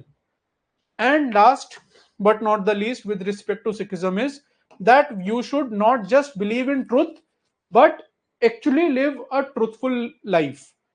इस बार एक question आया है faith से related, that just having faith will serve no purpose, you should have strength as well. Similar to that, just believing in truth will serve no purpose. You should actually practice truthful living. So if I can explain you this by linking it with fortitude. So imagine that you are part of organization, वही case study जो मैंने भी बताई. तो in that situation, whether you blow the whistle or not will depend on this. Do you have fortitude? Can you have courage during such adverse times to ensure that you are living a truthful life? आप values में विश्वास रखते हो, ठीक है, truth में विश्वास रखते हो, but then when the situation becomes adverse, do you actually practise और not? That depends on this. So ये 4 जो मैंने आपको एक्सप्लेन करे सिखिज्म में, that can be very easily now integrated in case studies. Direct question नहीं आएगा, because in 2023 mains itself they had asked a direct question on Sikhism. Coming on to Jain ethics now. So the important notes, pointers with respect to Jain ethics that should be kept in mind are Triratna, पुण्य, अनेकांतवाद और स्यादवाद and non position. मैं क्यों बोल रहा हूं ये? क्योंकि virtues हमने इनफ पढ़ लिए हैं, हम बहुत सारे वर्च्यूज पढ़ेंगे आने वाले टाइम में, कोई कमी नहीं होने वाली है. वर्च्यूज, मॉरल्स जैसे कीवर्ड्स की वो बहुत आएंगे आपके आंसर्स में. कर्मा थ्योरी मैं पूरी पढ़ाऊंगा. Doctrine of karma I will teach you separately, so no need to remember it here. Discipline we have already studied, so do not need to remember here. Non stealing it is quite basic, so इसमें कुछ ऐसा value नहीं है कि मैं answers में लिख पाऊं उसे. So the remaining 4 ones are very important because these are distinct 4 values that can be attributed to Jainism. तो ये 4 values I remark them: triratna, punya, anekantavada and non possession. These are distinct in terms of Jain ethics. So Triratna क्या कहता है? Having right faith, knowledge and conduct. ठीक है, अब इसको मैं एक एग्जांपल से समझाता हूं. Imagine there is a businessman, ठीक है, and the business is of textiles across the riverbed, and the particular industry is involved in environmental pollution in form of industrial waste discharge into the river. ठीक है, ये context है. Now if that person has right faith का मतलब क्या होगा?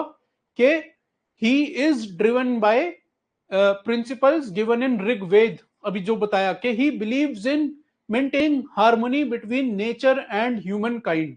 तो वो faith उसका जो है वो correct हो गया. जो इस बार भी फेथ से रिलेटेड क्वेश्चन आया था, you could have written it from here. Faith, सिर्फ फेथ इंपॉर्टेंट नहीं है, उसके साथ आपको स्ट्रेंथ भी चाहिए. तो फेथ वहां से समझ गए.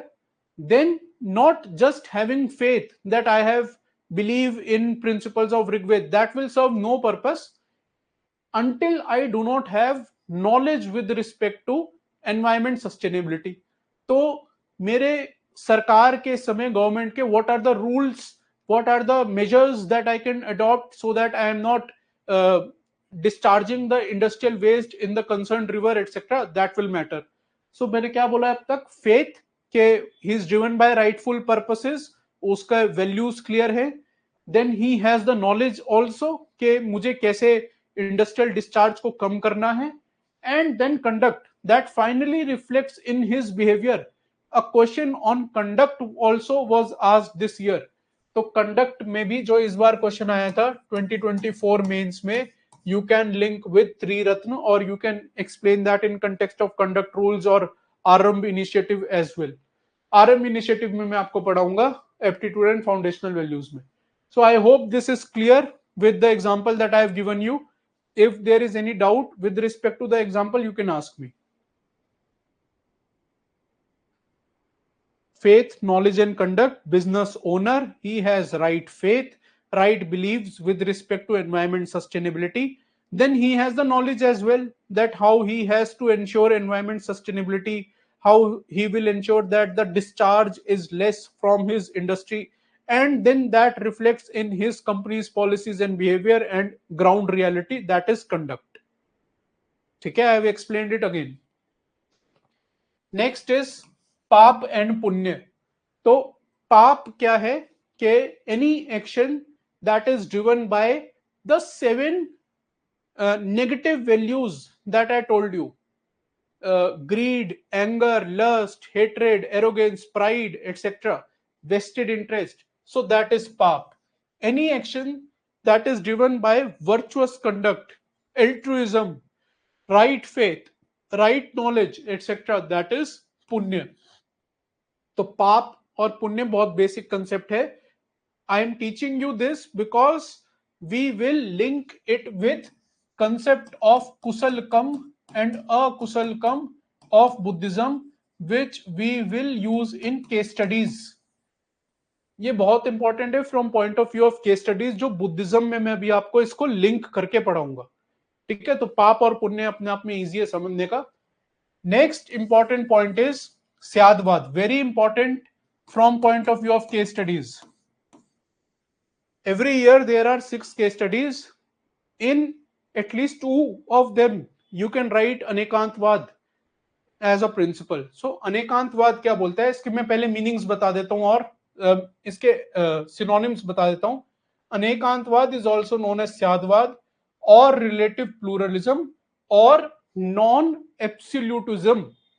नॉन, ये आपके नोट्स में लिखा हुआ है, non absolutism. These are the 4 names by which this concept is known. ये क्या बोलता है, एक आपने सोशल मीडिया पे काफी बार शायद फोटो देखी होगी, that there are 2 persons and they are standing besides a number. So this appears to be 6 when I see it from here, but when a person will look it from here, that will appear to him as 9. ठीक है, so this basically this that meme basically suggests that there are different perspectives to same thing. Another quote that can explain this is, there are 2 sides of the same coin. We always say there are 2 side होती है, एक ही सिक्के के 2 पहलू होते हैं. So that explains what do you understand by Anekantavada, that you should respect multiple perspectives. If you are thinking that only your perspective is right, you are wrong, because others are also there in society and their perspective also matters. Now this basic concept can be used in n number of spheres. For example, conflict resolution. For example, tolerance within various religions, tolerance between various caste, creed, color, diverse spheres, etc. तो अनेकांतवाद अगर समझ जाओगे तो conflict resolution की जो case studies आती है, piece की जो केस स्टडी आती है, there were 2 cases this time. एक तो आया था नेक्सलिज्म से related, where there was a mob protest, and there was a case study on water conservation wherein it was linked with farmer protest. In either of those case studies, for conflict resolution, I can now mention anekantvad as a principle, that we need to respect perspectives of various stakeholders involved in the case study, and once we do so, we will be able to arrive at a holistic course of action. तो ये आप वहां पे link कर सकते हो. Karma theory अभी नहीं पढ़ाऊंगा, मैं बाद में बताऊंगा. नॉन पोजेशन, मैंने ग्रीड आपको बताया है, डिजायर्स पे बात हुई है. I have taught you about temperance in brief, I have taught you about restaurant. Now one more thing is non possession, that is non attachment, जिसको परिग्रह अपरिग्रह भी कहते हैं जैनिज्म में, कि मुझे मटेरियलिज्म नहीं करना है. I should only have as much as is the basic need. मेरी basic need fulfill हो जाएगी, I should not go beyond that. So this basic principle now can be applied in any question that comes in context of say inequality, greed, materialism, etc. in the section A questions. So this is important for section A questions, and I have told you that Syadvad can be used in case studies. Pap and Punya can be used in case study. Triratna is important from the point of view of section A. Okay, now let us have a short break of 2-3 minutes, and after that I'll discuss our first answer of the day, first question of the day that was asked in 2023 mains. And after that we'll discuss Buddhism, and then we will move on to Western theories, basic of Western theories. 2-minute short break.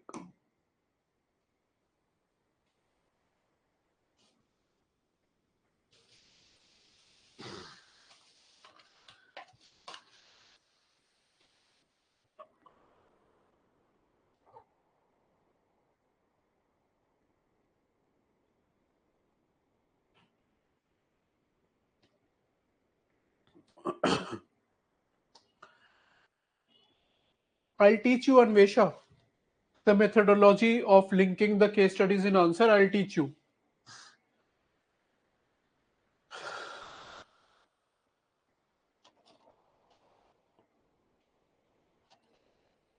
Yes, farmer protest can also be linked with doctor protest. Movies avoid करेंगे देबाद्रिता. We will avoid using movies and all. मैं explain करने के लिए यहाँ पे use करता रहूंगा कोई ना कोई movies, but in answers please do not link.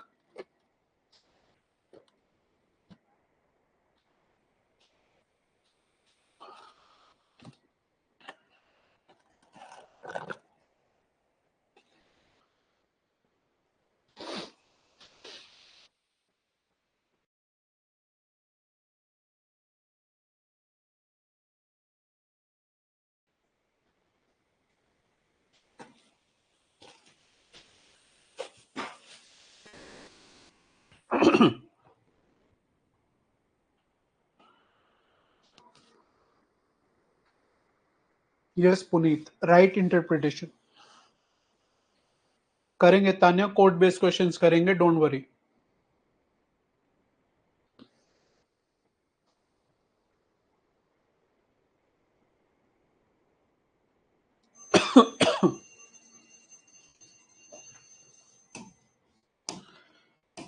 काफी लोग फर्स्ट टाइम एथिक्स पढ़ रहे हैं, and hence I am not discussing the entire questions right now. Please do not worry. I will cover each and every aspect that is required for exam. So this is the first question of the day that was asked in 2023 mains. Now tell me in the chat box, what are the main teachings that I told you today with respect to Sikhism? Main teachings that I told you today with respect of Sikhism.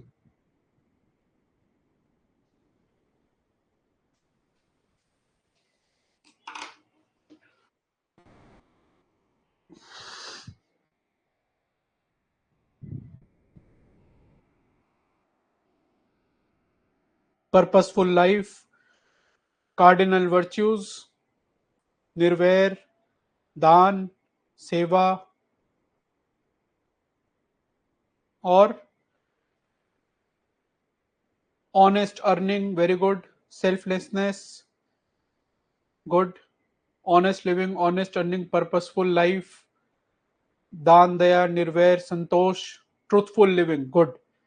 वही सब इसमें answer में आएगा. I have already told you that you have to write 4 points. So you can mention those 4 points here. What are the main teachings? And then with help of 2 examples, you will explain their current relevance. For example, मैंने share your earnings या फिर दान, जो दान है, जो cardinal virtue है Sikhism में, तो मैंने एग्जांपल दिया है फिलैंथ्रोपिस्ट लाइक टाटा, जो मैंने आपको फर्स्ट क्लास में ऑलरेडी पढ़ा दिया है. ठीक है. Honest life and honest living with honest labour में I have given examples of Narayana Murthy ji, that he exemplifies earning a living through honest labor and ethical business practices. And as this is a model answer, I have written other points as well that I have not discussed previously, like according to Guru Nanak ji, ego, falsehood, hypocrisy are among the human to be tackled through spiritual pursuit. तो एक extra point है जो मैंने यहाँ पे लिख दिया. Now, as I told previously as well, after writing 2-3 points, if there are more points in your mind, you can always draw this hub and spoke diagram wherein I have written other teachings like humility, contentment, service, oneness to God, compassion, etc.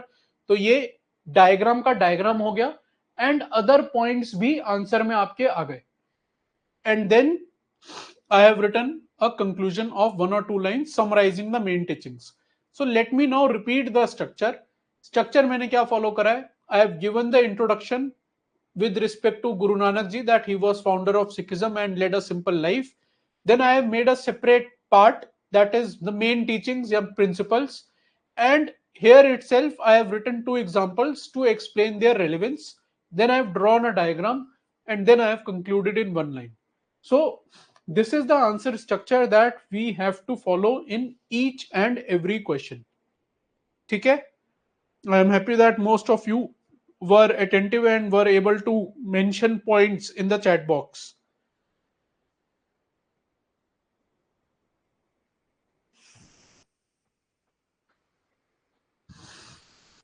Now let us move on to the next part, that is Buddhist ethics, and after that we'll discuss few Western teachings as well.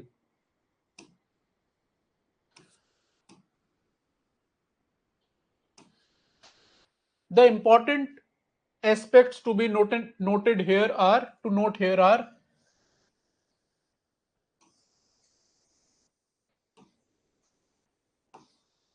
so let us discuss these four aspects.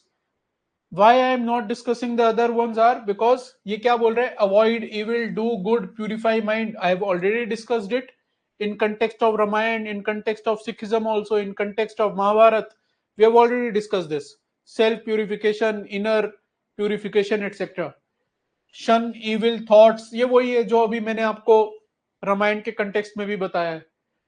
Four noble truths and the eightfold paths I will discuss in detail in human values chapter.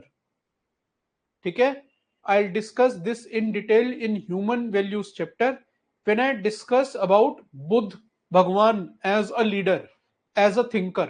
मैं बुद्ध भगवान वहां पे पढ़ाऊंगा, महावीर भगवान भी आपको वहां पे पढ़ाऊंगा. There will be other thinkers as well. तो ये दो एस्पेक्ट मैं वहां डिस्कस करूंगा.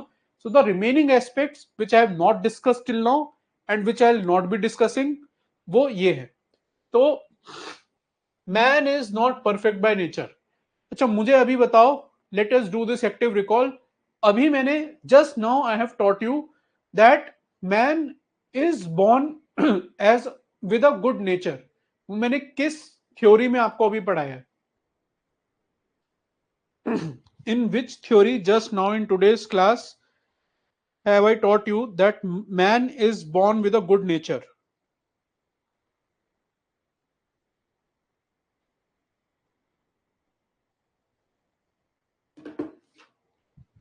Islamic ethics, right? Good, great.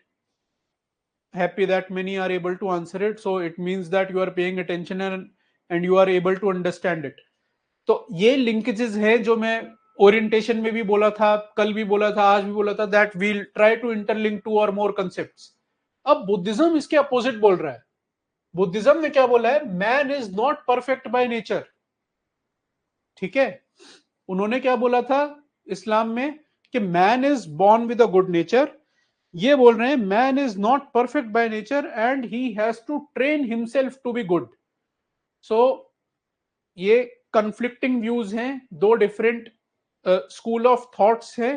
And if ever there is a question related to nature of man या man born, nature of man या reasoning behind introduction of ethics, reasoning behind human values, तो आप ये लिख सकते हो उसमें.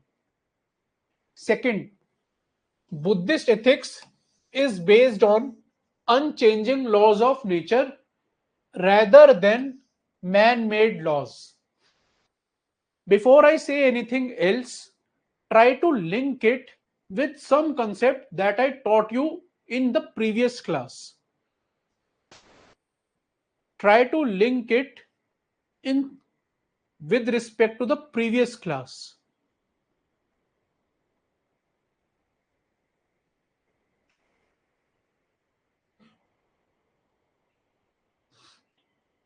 Buddhist ethics based on unchanging laws of nature rather than the man-made laws. Very good. Vaibhav, absolute ethics. Great. Anushka, great. Very happy that at least 2, 3, Abhishek, Tavleen, good. So what it is trying to say is when a certain ethics, certain teachings are based on unchanging laws of nature, it will obviously lead to absolute ethics, which will be, say, rigid, which are not situation dependent, which will ensure that accountability is fixed and ensured, which will not be dicey in terms of moral conflicts and all.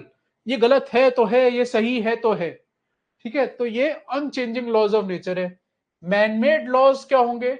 Manmade laws always have a degree of ambivalence के. Situation देख लेते हैं, चलो देखते हैं इस context में चोरी करना सही था या नहीं, जैसे हाइंस का एग्जाम्पल था.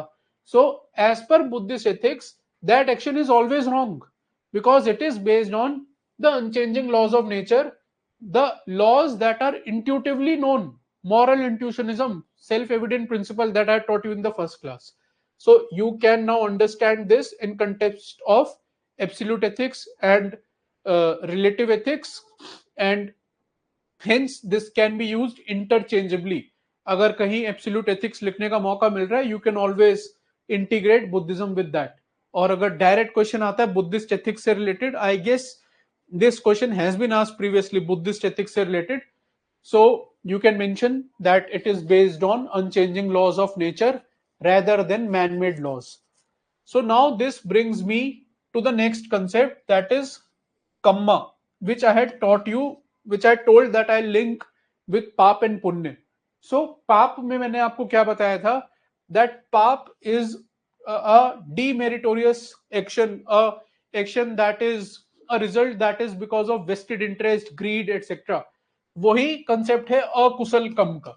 तो अकुशल कम क्या कहता है, it is action that is based on greed, hatred, vested interest, worrying about my own personal consequences, etc.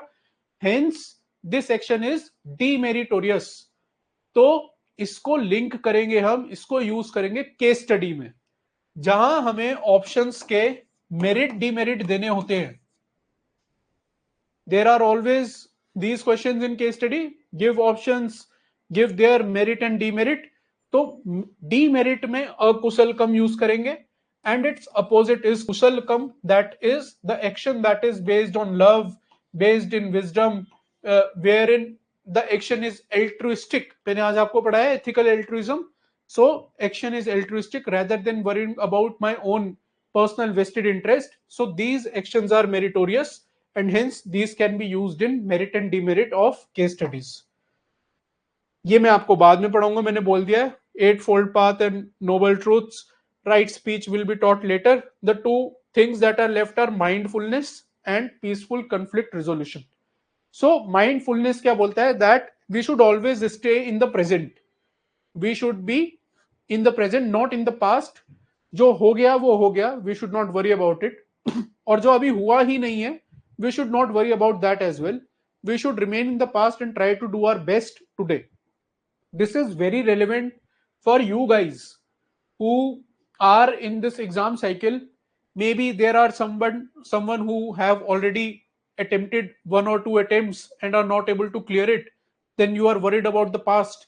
Maybe there are first timers as well who are worried about the future.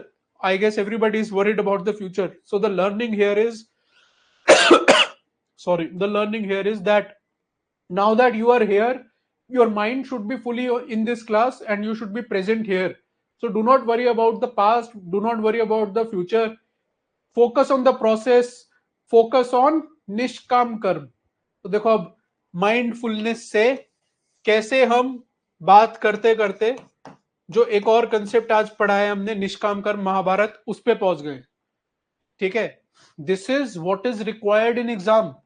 Because UPSC is also now linking 2 or 3 different concepts and asking a common question. Conscience को link करते हैं emotional intelligence से, laws, rules and regulations को link करते हैं positive minded civil servant से. कल को वो mindfulness को link कर सकता है निष्काम कर्म से. And this is how you have to prepare. अब काफी लोगों को लग रहा होगा ये interlinkages कब develop होंगी, ये एक क्लास में नहीं होंगी. You have to read the content before, you have to attend the class live, you have to understand the linkages, how I am doing it, you have to revise it again, and then you will be able to develop these linkages. This is a time taking exercise. What I am teaching is from the experience of my 4 mains and 5 years of preparation. Last that I wanted to teach with respect to Buddhist ethics is peaceful conflict resolution, which I taught you in Syadvad also. देखो अब दोबारा एक और concept link हो गया. अभी मैंने स्यादवाद में आपको पीसफुल कॉन्फ्लिक्ट रिजोल्यूशन बताया था.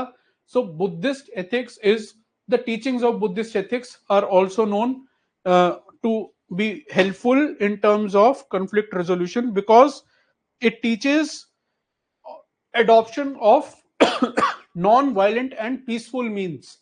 When I talk about the non-violent and peaceful means, I can now link Satyagrah of Mahatma Gandhi in conflict resolution.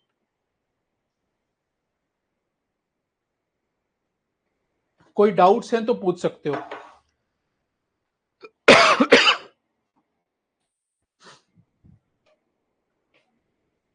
If there are any doubts, then you can ask.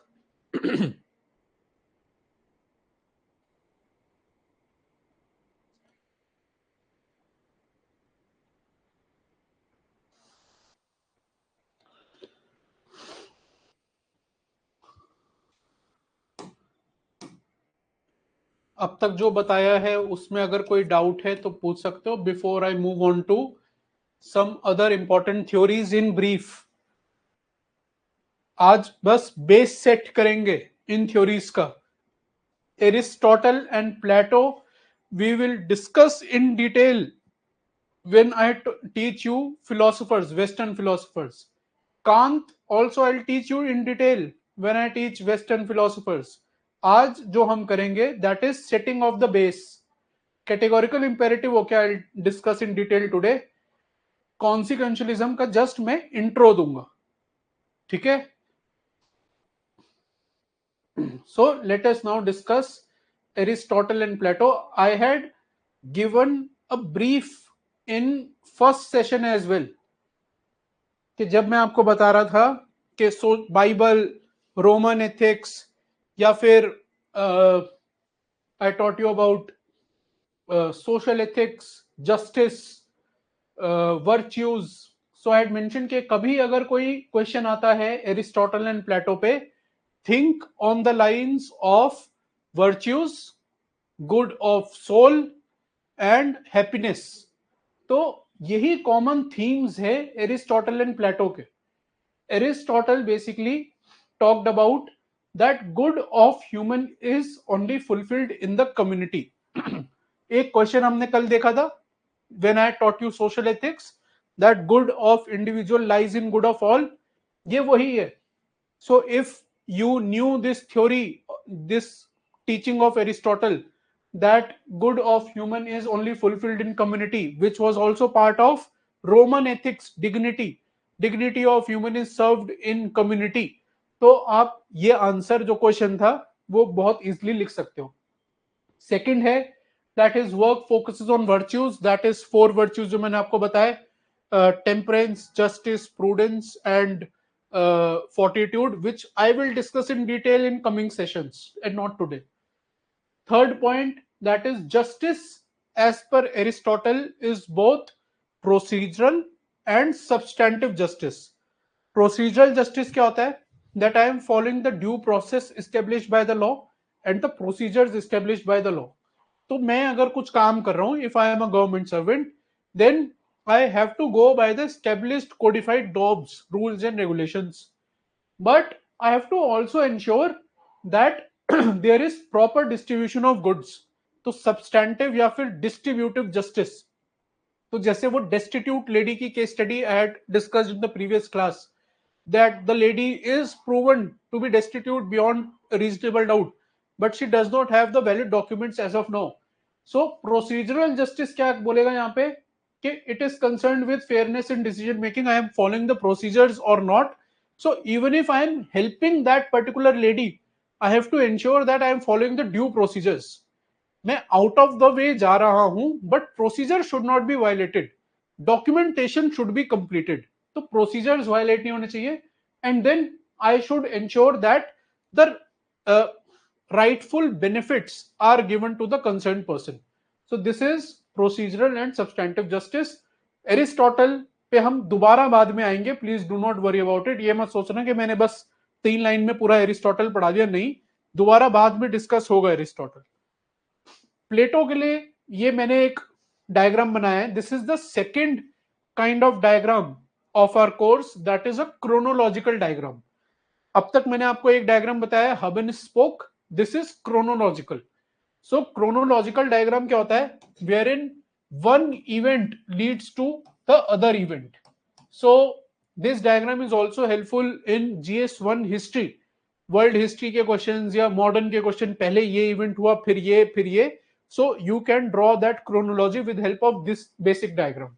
अब प्लेटो का जो concept आपके page पे notes पे लिखा है, that I have presented in this basic diagram. Plato क्या बोलते हैं, that virtues are important to ensure ethical behaviour, and only if the individuals are ethical, then the society will be just and harmonious. Because society is what? Society is sum of individuals. जब 10 individual मिलके ethical हो जाएंगे तो society ethical virtuous हो जाएगी. और individual कैसे ethical होंगे? जब वो वर्च्यूज को फॉलो करेंगे. वर्च्यूज क्या है? विजडम, करेज, प्रूडेंस, फोर्टिट्यूड एटसेट्रा, वो वर्च्यूज है which we will discuss in detail later. What I am doing today is I am only setting the base because this is only our second class. तो ज्यादा अभी नहीं करा है मैंने, वरना ओवर द टॉप जा सकता है. Let us now discuss Immanuel Kant deontology. अब थोड़ा टेक्निकल होगा, particularly for those who are studying it for the first time.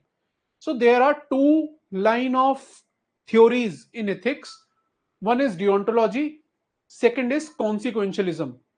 Deontology क्या कहता है? Deontology does not worry about the consequences of your action. It says that action is ethical or unethical. That will be decided whether the action that you have undertaken is as per your duty or not.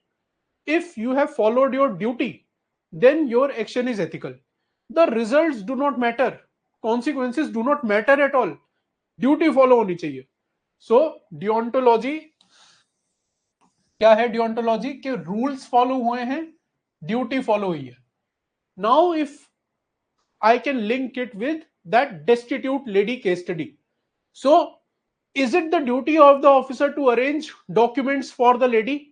Of course not. The term that I had used yesterday also was supererogation. Supererogation क्या होता है? That I am going beyond my call of duty to ensure documents for the lady. So deontology के according, even if as an officer I refuse that lady to I refuse benefits to that lady, then too my action is ethical because I am following the rules, because I am following the duties. But now there are variations within deontology as well. Deontology में दो variation हो गए, एक हो गया absolute डियोंटोलॉजिस्ट and एक है non absolute डियोंटोलॉजिस्ट. Absolute डियोंटोलॉजिस्ट क्या है? जो प्योर फॉर्म ऑफ डियोंटोलॉजी है कि बस ड्यूटी करो, consequence does not matter at all. जो गलत है वो गलत है, जो सही है वो सही है. वो मैं कैसे लिंक कर सकता हूं उन्हें? एब्सोल्यूट एथिक्स से. ठीक है, जो हमने कल पढ़ा था. नॉन एब्सोल्यूट डियोंटोलॉजिस्ट क्या बोलते हैं कि कई बार अगर झूठ बोल दिया है और उस झूठ से किसी का फायदा हो रहा है, then that lying is also fine. ठीक है, if I have stolen a piece of bread or a medicine, like Heinz was about to steal a medicine, then they will consider the situation and the circumstances. So non-absolute deontologists are basically the transition between deontology and consequentialism. Deontology में generally pure डियोंटोलॉजी में क्या होता है कि consequence या result do not matter. कॉन्सिक्वेंशियलिज्म में क्या होगा कि रिजल्ट मैटर. बीच में आ गए ये non absolute deontologist which overall worry about the duty, but then in certain cases they take care of the circumstances, situations, result also. ठीक है, तो ये एब्सोल्यूट डियोंटोलॉजी है, नॉन एब्सोल्यूट है. कॉन्सिक्वेंशियलिज्म बाद में पढ़ेंगे. So why I taught you this is because of this particular word, that is others' rights. So deontology not only worries about rules and duties, it also says that I have to fulfill my duty keeping in mind rights of others. ठीक है, rights of others. अब मैं अगर वो destitute lady की case study में लगाता हूं, तो मैं अपनी ड्यूटी कर रहा हूं रूल्स प्रोसीजर्स फॉलो करके, and if I say no to that lady, then I am undermining her rights. I am, because it is beyond doubt that she is destitute. Why I am saying no to the benefits to that lady is purely because she does not have valid documentary evidences. So I am undermining her rights. So rules and duties को मैं बोलूंगा absolute डियोंटोलॉजिस्ट, और अगर मैं consider कर रहा हूं दूसरों के राइट्स को, then this is non absolute deontologist. ये डिफरेंस आपको समझ में आ गया होगा, आई होप. अब पॉजिटिव और नेगेटिव देख लेते हैं डियोंटोलॉजी के. सो द पॉजिटिव्स क्या है डियोंटोलॉजी के ड्यूटी बेस्ड है. So there comes into picture the devotion to duty, sense of duty, purposeful life towards duty and all. तो it is very important and easily applicable in context of public servants, and hence we are going to use this theory quite a lot in case studies. मैंने 4 तरीके के case studies बताए आप लोगों को: public sphere, private, applied and law. So whenever we get a public sphere case study wherein there is XYZ public servant, or it is written that you are head of this department, there comes context of duty. क्योंकि आप public office hold कर रहे हो तो आपकी कुछ duty बनती है. जैसे ही ड्यूटी आता है we can write about deontology of Kant. ठीक है, वील लर्न द लिंकेज, इसके लिंक कैसे करना है.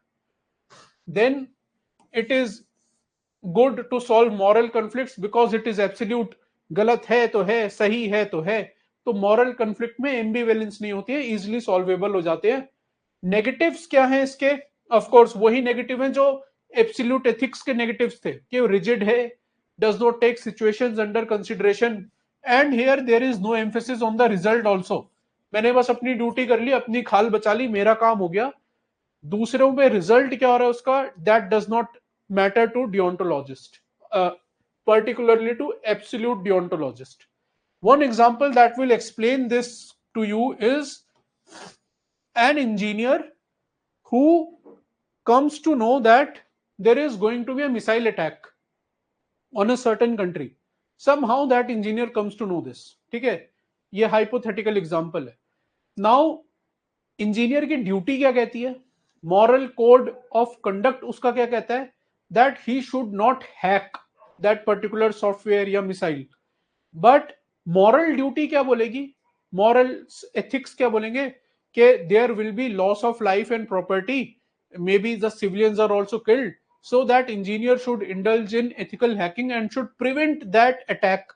तो डियोंटोलॉजिस्ट क्या बोलेंगे, दैट अपनी ड्यूटी फॉलो करो, रूल्स फॉलो करो, रिजल्ट की चिंता मत करो तुम, do not worry about results.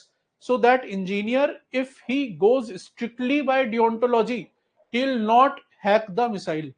But then if he goes by consequentialism, तो वो रिजल्ट्स की चिंता करेगा and he'll hack the missile.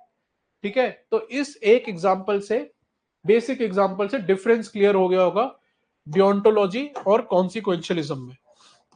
Now we move on to categorical इंपेरेटिव्स.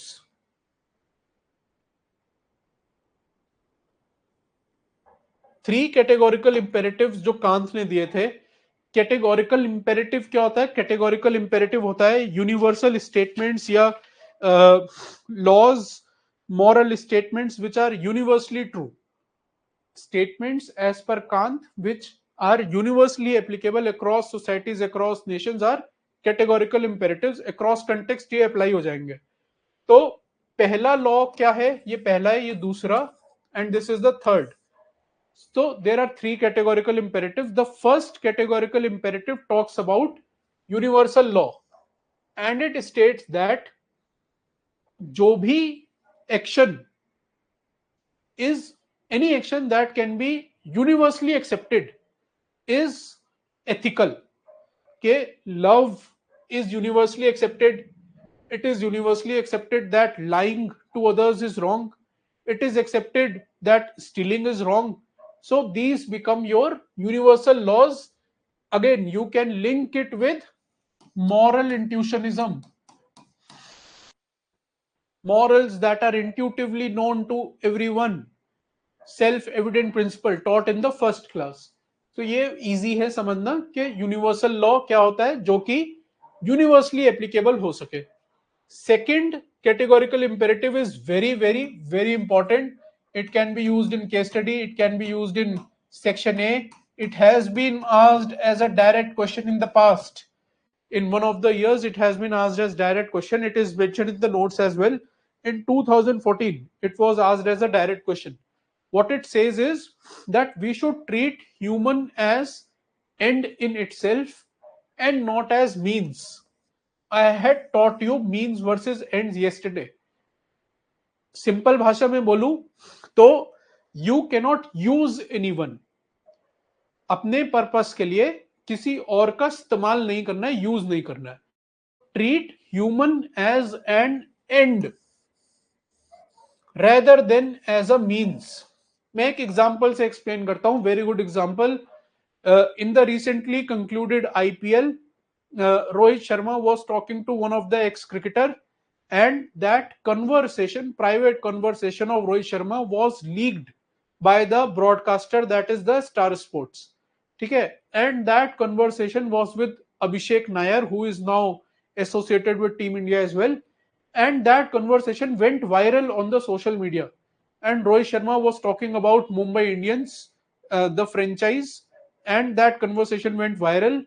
The broadcaster revealed it, leaked it for sake of TRP.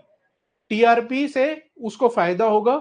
Basically, they used Rohit Sharma as a means towards their own ends of TRP. ठीक है. I hope काफी लोगों को वो example पता होगा. You are able to relate with it. ये social media पे, ट्विटर पे अगर हो आप, इंस्टाग्राम पे, you would have seen that chat between Rohit Sharma and Abhishek Nair. ठीक है. So they are using somebody as a means. A more simpler example is कि आपका कोई friend है and you want certain things from the friend. You are making him friend just for the sake of it.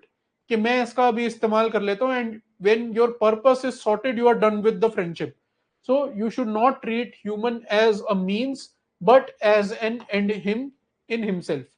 This concept is applicable in surrogacy, where a surrogate mother is being used as a means. It is applicable in abortion, because you are not treating the fetus as an end in itself.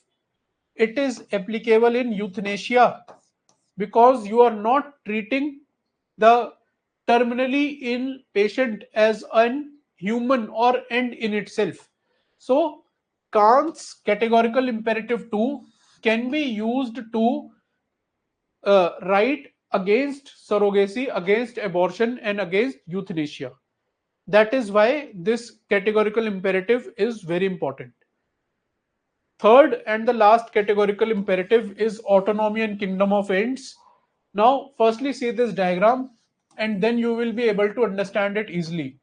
This is a society, and these are individuals of the society. This is you. ठीक है. ये आप हो. You are part of this society. This society is such that it is worried about rights of X, rights of Y, right of Z, rights of A. सबके rights की चिंता है इस society को. And you are part of such a good society. For example, say the Scandinavian countries, completely evolved society, absolute ethics. So those are the societies which believe in inclusive growth, inclusive development. They do not have gender inequality, etc. They are worried about rights of all, irrespective of caste, creed, color, race, etc. So you are part of this society. So any action that as a member of this society, your action will be called ethical only if it can become law of such a society. So अब एक और example से समझो. Till now you are living in India. Tomorrow you want to migrate to say Sweden, and already four people, original Swedish people are living there, you are an immigrant, and now you want to do something there, so your action will be legal. Your action can become a universal law of Swedish society only if it takes care rights of all the original Swedish people जो है वहां पे. ठीक है. If you do something untowards तो वो उस society का लॉ नहीं बन सकता. This is what is meant by autonomy and kingdom of ends. Hardly anyone uses this, hardly anyone knows this के कैटेगोरिकल इंपेरेटिव 3 भी होता है कुछ. ठीक है. कभी डायरेक्ट क्वेश्चन नहीं आया है, and hence you can now use it in your examples, use it as point in section A or in case study wherein you are a public servant and you are working on a policy etc. Drug trials की case study, उसमें आप लिख सकते हो कि drug trials can become a universal law only if autonomy of everyone is respected. Autonomy किसकी? The persons who are going through the drug trials, human trials होते हैं, तो उनकी ऑटोनॉमी, कंसेंट एक्सेप्ट अगर होगा, then only it can become a universal law. So these are the 3 categorical imperatives which can be used in case studies or in section A questions. Direct question has been asked on one of them, as I told already. Theory about rights. So Kant also says one more thing with respect to not just duties but rights as well. So rights के बारे में कांत क्या बोलता है? That human have rights as they have intrinsic value. By virtue of being a human, does not matter which caste, which religion, what color, what race you are of, you are a human at the end of the day. And by virtue of being a human, you have certain rights as per Kant. And those rights are independent of your importance, your use to others. मैं किसी के कितना काम आ रहा हूं या नहीं आ रहा हूं, it does not matter. I am a human, I am an end in myself, so I have certain intrinsic basic human rights that cannot be violated. This is a basic theory of rights by Kant, and now it can be used in any number of answers with respect to discrimination in society, inequalities, social justice, beneficiaries, etc. मिलता जुलता concept है महात्मा गांधी जी का. He says that you should not worry just about your rights, you should worry about your duties. So if everyone in society, if there are 10 people and all 10 of them starts to worry about their own rights, then there will be chaos in my society. So rather than focusing on my rights, I should focus on my duties. तो अगर अब rights versus duties पे question आ जाए, please mention the view of Kant as well, that is right based, and mention the view of Gandhi, that is duty based. Kant ने क्या बोला? That by virtue of being human I have certain rights that can not be violated. Gandhi ji क्या बोले हैं कि मुझे सिर्फ rights पे नहीं, मुझे अपनी ड्यूटीज पे फोकस करना चाहिए. राइट्स वर्सेस ड्यूटीज पे आई गेस क्वेश्चन पूछा जा सकता है कभी ना कभी, तो आप ये उसमें लिख सकते हो. निष्काम कर्मा आई हैव ऑलरेडी एक्सप्लेन. ये अदर डियोंटोलॉजिकल थ्योरीज है, तो निष्काम Karma I have explained, I have already explained moral absolutism and non absolutism I have already explained. The absolute deontologist है ये moral absolutism, और दूसरा है non absolute deontologist. ठीक है. So these are the deontological theories. We will keep repeating it again and again in the class, so please do not worry because I am going to use them in multiple answers. One more concept that I have to teach you in context of duty is dereliction of duty. जब भी duty आता है तो उसके साथ dereliction अपने आप आता है. So if you have a certain duty and if you are not fulfilling that duty, that means dereliction of duty. Please remember this word, very important from point of view of exam. There was a previous year question that non-performance of duty is a form of corruption. वो यही है, डेरिलिक्शन of duty है वो, और कुछ नहीं है. वहां पे कांत लिंक कर सकते हो, जैसी ड्यूटी आएगा डियोंटोलॉजी कांत लिंक हो जाएगा और डेरिलिक्शन ऑफ ड्यूटी टर्म आ जाएगा. इसका एग्जांपल क्या है? रिसेंटली सुप्रीम कोर्ट ने एक एक्टर है दर्शन, and he was arrested, and then but it some videos surfaced on the social media wherein he was seen wherein it was seen that he was given special treatment in the jail, and 9 officials of jail of that particular jail were suspended and cases were filed against them for providing special services. So this is nothing but example of dereliction of duty on part of those jail staff. Similarly, the recent Pune Porsche case you would have read about in newspaper or you would have seen on the social media, quite infamous. So उसमें ये term use हुआ था.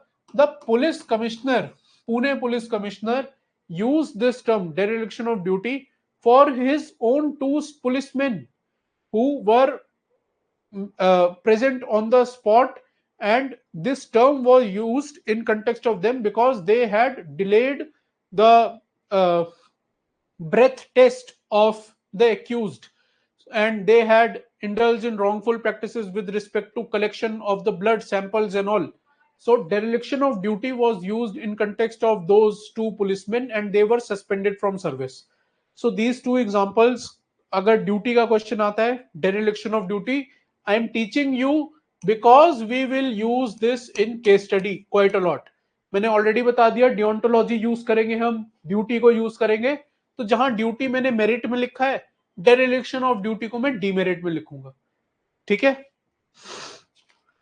चलो let us now discuss the second question of our today's class,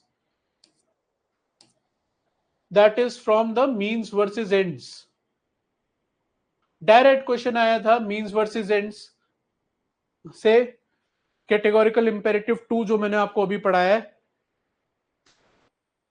Please tell me in the chat box what theory you can link with this answer.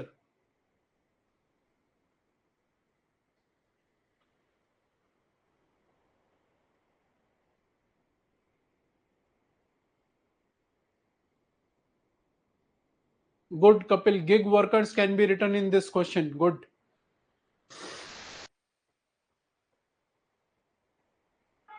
Human beings should always be treated as ends in themselves and never as means.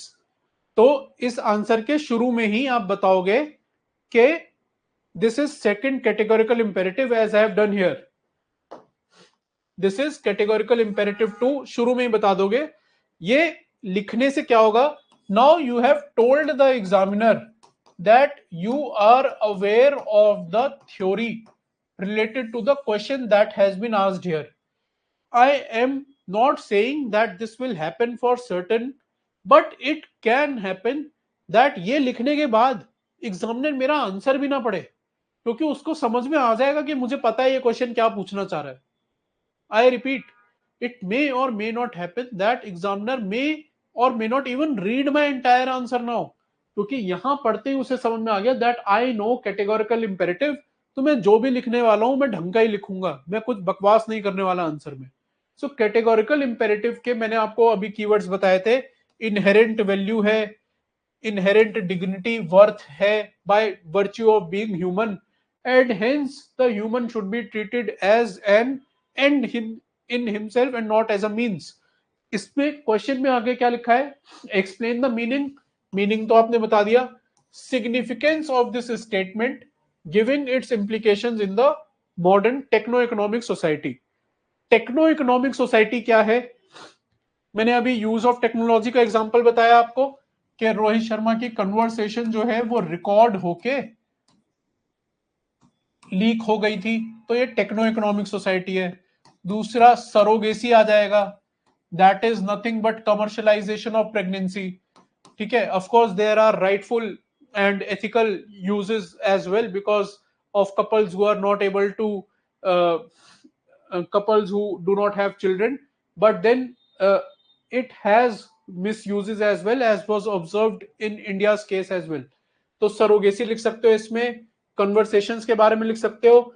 You can write about data and misuse of data. के nowadays data has become so important that you are being treated as a data point. आपका email, आपका phone number कभी एक बार किसी के पास चला जाए, now you are nothing but a means towards certain other ends. So you are being used as means rather than end in yourself in the modern techno-economic society. किसी भी दो तीन एग्जांपल से you can explain it. ठीक है, I can see good examples in the chat box. Privacy issues, AI pictures misuse, very good. Deep fake, unhealthy work hours due to online and work from home, right? Dark web, item songs in movies, good. Suicide examples, right? Very good.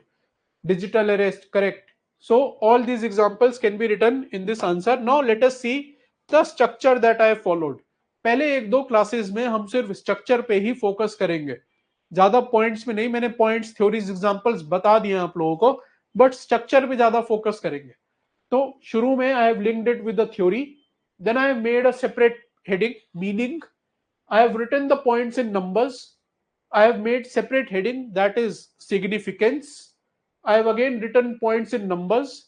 Then I have made separate heading, that is modern techno-economic society, wherein I have given examples of abortion, surrogacy, Rohit Sharma, artificial intelligence, automation, etc. I have drawn a diagram. This is the third kind of diagram of our course. This is known as decision chart. ये rhombus decision chart, अगर कोई coding करता है, coding software engineer है, उसने देखा होगा कभी ना कभी. ठीक है, तो इसमें क्या है, this is a rhombus where in you write the core question under consideration. So I have written here, human treated as an end or not. Then there are two nodes. So this says yes, human is treated as an end. It should have been no, I'm sorry. It says no, human is treated as a means and not as ends. So if human is treated as an end, this is in line with intrinsic human value. If human is treated as a means, this goes against second categorical imperative. Please do not think कि इस diagram की relevance क्या है. Do not worry about relevance. ये 15,000 people are writing means not more than 5,000 are going to draw a diagram in this question. So if you have drawn this diagram itself, ये basic diagram भी अगर बना दिया, you have already separated yourself from 10,000 others, and that will give you edge over 10,000 other aspirants. Now imagine that in the 19 questions that come in ethics paper, you are able to draw one diagram in each of them. Hardly 100 or 200 people are going to do that in mains exam. I'm telling you from my personal experience. I'm not sounding arrogant, but I myself could not do that. I used to draw 8 or 9 diagrams in ethics paper, not more than that. So if you are able to draw 19 diagrams, one diagram per question, trust me, you will be in top 100 with respect to that factor. So you will get huge edge over others, and that is why I'm going to teach you 12 such kinds of diagrams. This is the third. First was hub and spoke, second was chronological, and this is the third, that is the decision chart. Now let us move on to the next. ये पूरा cover हो गया उसमें. Last and just a brief pointer, because the next class I'll start with consequentialism. So I taught you deontology, that is based on duty, that is not worried about the results and consequences. Consequentialism is of course the line of thought, the ethical theories that are worried about the final result. के end क्या है. Now I'm not reading what is written on the screen. I'm giving you one line of thought, one food of thought. इसके positive भी है, इसके negative भी है. When I am worried about the results, so it depends now what result I am worried about. So there is a thinker named as Machiavelli. आप लोगों ने अगर किसी का PSIR है, you would know that. So Machiavelli basically believes in ends justify the means. Now I can use any damn means for achieving my ends. So this is the negative point of consequentialism, कि मुझे बस जो चाहिए वो मुझे पाना है, मैं कैसे कर रहा हूं वो does not matter. And the positive side of consequentialism is, of course, like in destitute lady case study. So if I am worried about the positive results for the lady's sake, कि यार उसको मिल जाए benefits, वो destitute है. So that is, of course, the positive side. So these are the two line of thoughts with respect to consequentialism. Please always keep this in mind, that consequentialism, that worrying about the ends is not always correct. You should always be mindful for the means as well. Okay, ends versus means I had already taught you in the first class. We will start the next class with consequentialism theories. Now I am left with two things, that is the case study and applied ethics issues. So this is our case study for the day. Those who attended the first class as well, can you tell me what is that I have marked with yellow? Yes, Sam Dam Dhan Bhed, Prince book, right? Now come to this case study. जो मैंने yellow में mark करा है वो क्या है?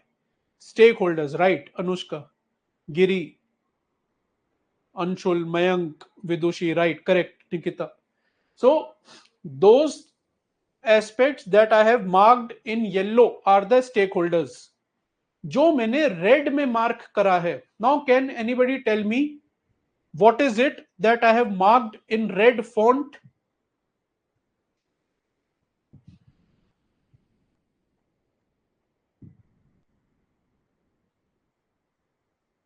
नहीं, keywords नहीं है.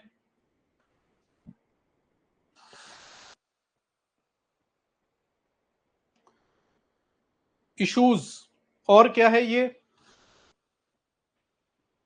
एथिकल इश्यूज और dilemmas. Good. Now please stop using the chat box. Please stop using the chat box now.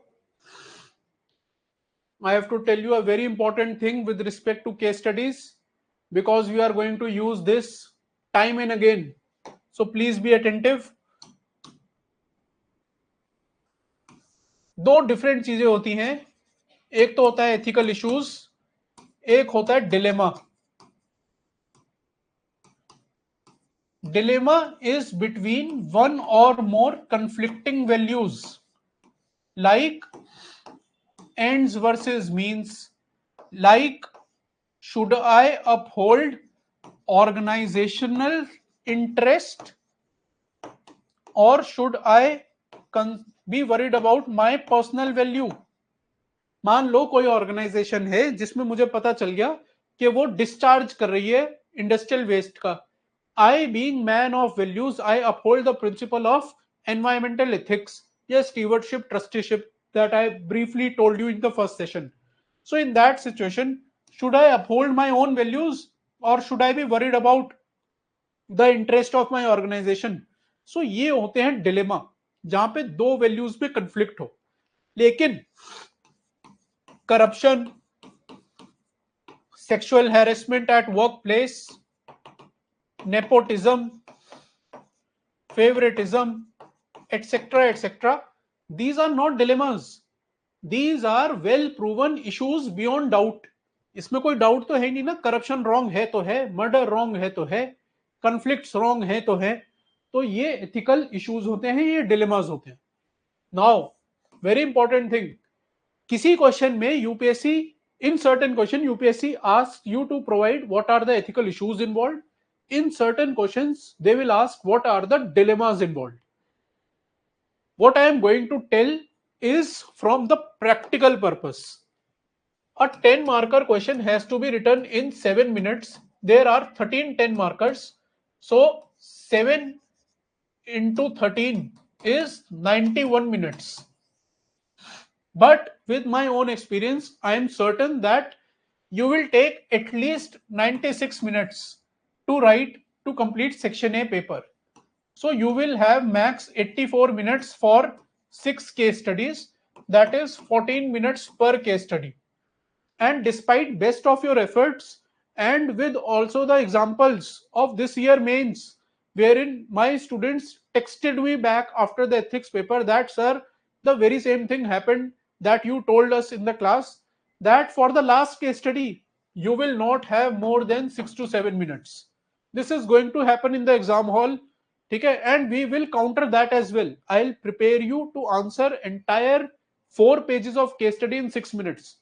So कहने का मतलब क्या है, that in certain case studies it is going to happen that even if issues are asked, you will write dilemmas as well.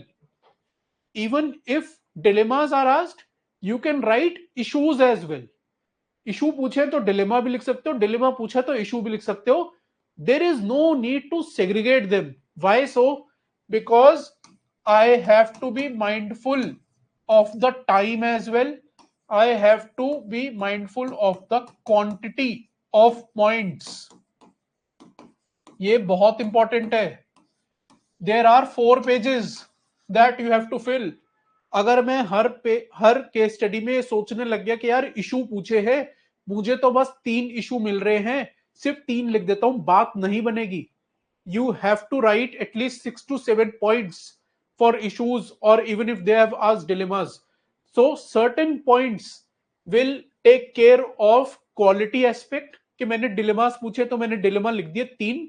बाकी 3 जो होंगे point number 4, 5, 6, that will be issues that will take care of the quantity aspect.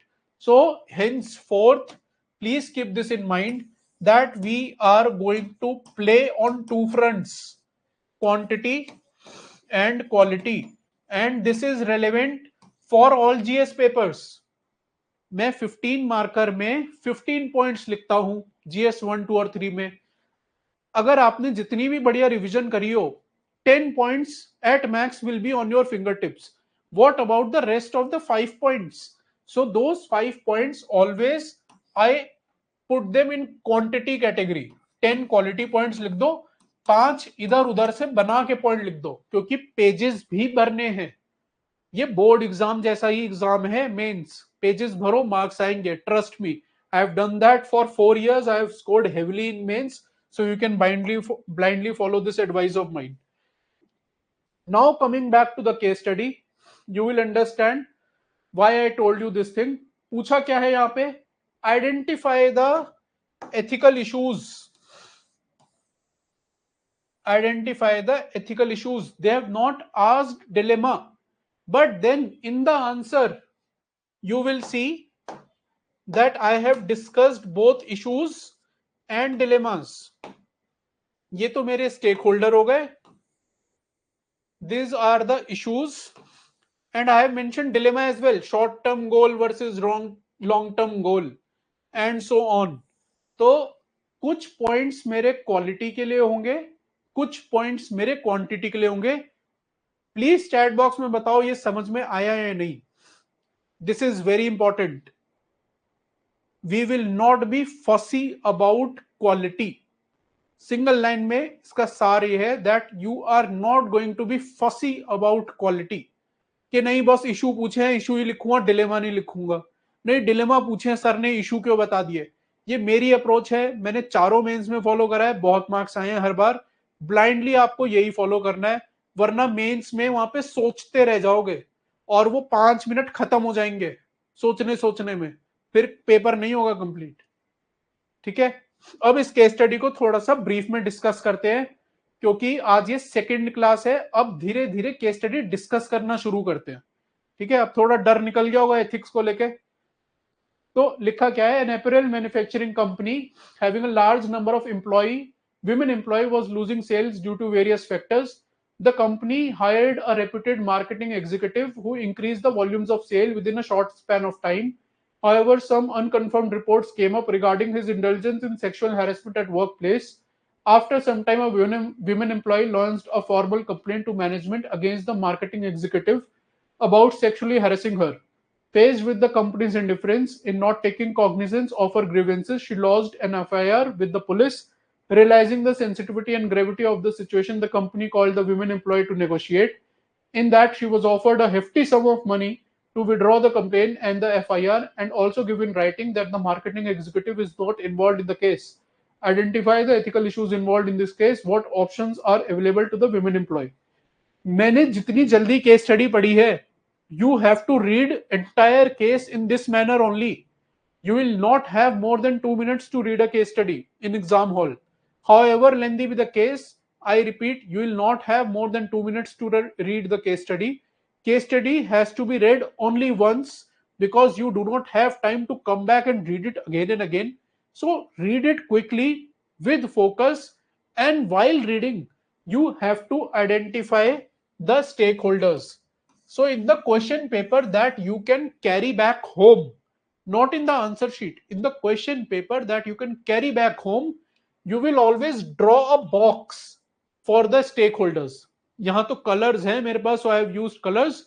Otherwise, in the exam hall, you will draw a box for the stakeholders, and you will underline the issues and the dilemmas पढ़ते हुए में ही, so that now when in the next part of the question they ask you to write ethical issues or dilemmas, मैंने already underline कर लिए हैं, मुझे दोबारा नहीं पढ़ना पड़ेगा. तो मैंने यहाँ इश्यूज अंडरलाइन कर लिए कि सेल लूज हो रही है, ये इशू है, मेरी कंपनी रेप्यूटेड है, मेरी रेप्यूटेड कंपनी में ऐसी हरकत हो रही है, तो मेरी reputation comes at stake. Volumes of sale increase कर दी है उसने. So what I taught you today, that Ravan के केस में क्या बोला था? Man of skill, man of knowledge, but not man of integrity. तो डिलेमा यहां पे क्या आ जाएगा? सेल्स तो इंक्रीज कर दी, but then he is indulging in sexual harassment at work place. That means he has skills, he is professionally competent but not ethically competent. He does not have values. Examples similar are Osama bin Laden, Duryodhan, Ravan, etc. ठीक है. Women employee formal complaint, management का indifference. So company is indifferent. company ने बात आई गई कर दी, and then company is offering me money. This is nothing but corruption. Corruption के दो types होते हैं, collusive corruption and coercive corruption. तो ये कोल्यूसिव करप्शन इशू है केस में, जो कि मैं मेंशन कर सकता हूं. And then there are other keywords as well, like work culture of my organisation, my personal values, the values of society as such are under question in this case. There is keyword of long term gain, short term pain, etc. I will be discussing these keywords specific to particular case studies in the coming classes and not today, क्योंकि आज heavy हो जाएगा. मुझे पता है काफी लोग हैं जो पहली बार कर रहे हैं ethics. If you want to go through the answer, you can go through in the notes. I'll discuss the structure. यहां पे सिर्फ दो क्वेश्चन पूछे कि issues क्या हैं and options क्या हैं. So if only two questions are asked and I have to fill 4 pages, now it is very challenging. तो इस क्वेश्चन में मुझे स्पेस ऑक्यूपाई करना है. I have to reach till the, ये मान लो 4 पेजेस है. सो यूपीएससी की डायरेक्शन होती है, if there is a complete blank page then you have to strike it out. So I have to reach at least till here, so that I do not have to strike out a page. ठीक है, I have to reach at least till here so that I do not have to strike out a page. Striking out a page can have negative impression on the examiner. तो मुझे यहाँ पे diagram से stake holder दिखाने हैं. तो I can either draw a hub and spoke diagram that I have already discussed with you guys, और now I will tell you the fourth kind of diagram that you can draw, that is a mind map. जैसे mind map से मैं आपको पढ़ा रहा हूं. So if you have identified say stakeholders, like I have written here the stakeholders of the case, so rather than writing them in this way, I can write them in form of a diagram wherein I'll have a lot of space between the two nodes. दो लाइनों के बीच में देखो मैंने कितनी space छोड़ी है जानबूझ के. तो मेरा आधा पेज मैं ऑक्यूपाई कर सकता हूं एक डायग्राम से ही. तो आधा पेज मैंने स्टेक होल्डर लिख दिया, फिर मैं मेन डिमांड ऑफ क्वेश्चन पे आऊंगा कि एथिकल इश्यूज क्या है। अब वो एथिकल इश्यूज भी मैं जगह घेरनी है, मुझे लास्ट पेज तक पहुंचना है, तो मैं पॉइंट 1 2 3 जो लिखूंगा उनके बीच में स्पेस ज्यादा कर देना। I will keep on discussing these street smart techniques to ensure that जो अगर 5 मिनट भी बचे हैं तो भी you will be able to complete entire answer in form of diagram itself while occupying the entire space of the question paper. ठीक है, this is the second part wherein I have discussed the ethical issues and then I have written the options available. कुछ question आते हैं जिनमें सिर्फ 2 सब part हैं जैसे कि ये है, कुछ क्वेश्चन आते हैं जिनमें 3 सब पार्ट होते हैं क्वेश्चन के, किसी में 4 सब पार्ट होते हैं, किसी में 5। तो अगर मेरे केस स्टडी में if they have given me 5 sub parts like what are the ethical issues, what are the options, what are the evaluation, what is the course of action, and what are the standard operating procedures, policy measures that you are going to adopt. So this is a lengthy case study. They have asked me 5 different questions. So here I'll not give more than 3 options. I'll repeat, you will not give more than 3 options in this question. Why? Her option का मुझे merit demerit देना है। अगर मैंने 3 option दिए तो ये option 1 का मैंने लिखा मेरिट डीमेरिट, मैं कम से कम 2 पॉइंट तो दूंगा मेरिट डीमेरिट के। फिर ऑप्शन 2 के merit demerit, merit demerit, merit demerit, merit demerit, ये टोटल हो गए 12 पॉइंट्स। अगर मैंने 4 ऑप्शन दिए होते तो ये पॉइंट हो जाते 16। those 4 points you will take at least 2 minutes to write those 4 points and it will require spacing as well, so that will be very challenging. And hence in case studies wherein 5 sub parts are asked, let us not write more than 3 options. Now there are variations as well. मैं अगर मैं 4 option दे रहा हूं, what I can do is let us write only 1 merit demerit for each of the option, and in this case there will be 8 points total, 8 merit demerit. तो दोनों तरीके हैं, अगर आप 4 ऑप्शन दे रहे हो तो एक एक मेरिट डिमेरिट दो, अगर आप 3 ऑप्शंस दे रहे हो तो दो दो मेरिट डिमेरिट दो। Please do not go beyond 12 points because at the end of the day that is just one part of the question evaluation, बाकी 4 parts भी तो है।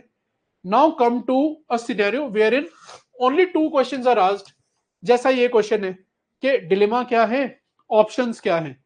ऐसे में you are going to give 4 options because now the onus is on you to occupy space somehow, to fill pages somehow. So here increase the number of options. If the number of questions are less, decrease the number of options. Please tell me in the chat box, is this clear or not? Because this is the basis of writing case studies. Different case studies have to be dealt in a different manner, वरना paper complete नहीं होगा। ठीक है, so this now brings me to the last topic of the day, that is cryptocurrency. Meanwhile you can write your doubts in the chat box, I'll discuss them.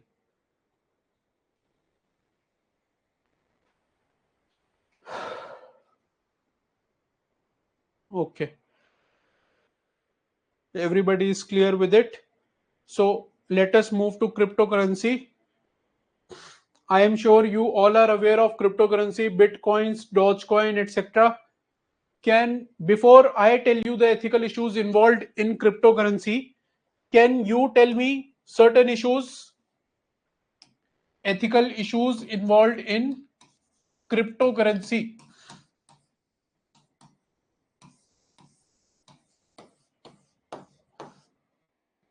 Ethical issues involved in cryptocurrency.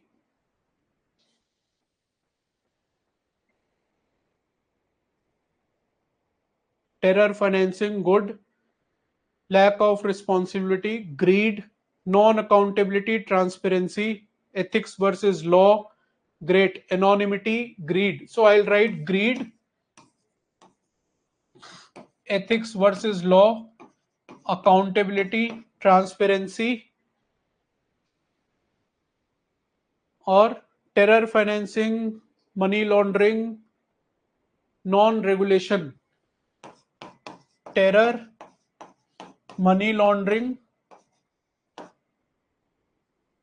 ठीक है, environmental impact, very good, environment, किसी ने honest earning भी बोला है, great.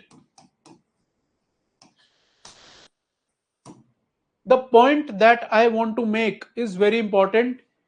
If ever there are questions on applied ethics, which of course are being asked this year, there were 6 questions of applied ethics. Please be very attentive.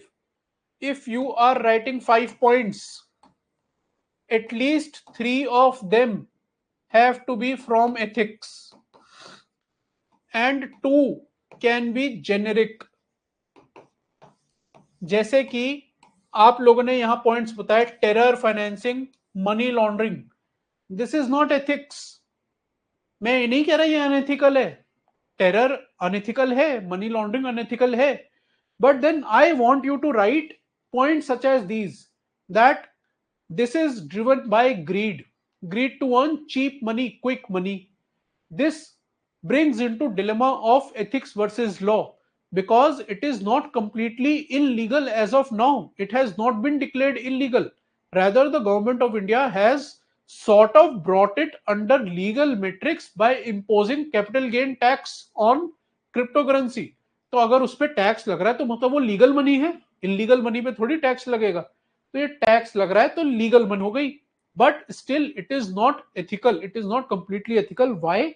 Because it lacks accountability, because of anonymity there is lack of accountability. अगर कुछ आपके wallet में से पैसा चोरी वगैरह होता है, it is very hard to recover the same, and it lacks transparency. Plus there are environmental concerns, because mining is very environmentally intensive process wherein it involves a lot of energy consumption, so it is against principles of environmental ethics, stewardship, trusteeship, etc. And of course this is sort of a gray area with respect to honest earning, honest living, honest labor, etc. ठीक है? It is, मैं जो आपको एक पढ़ाऊंगा 7 sins, it is commerce without morality, rights versus right thing to do, that can also be linked with this.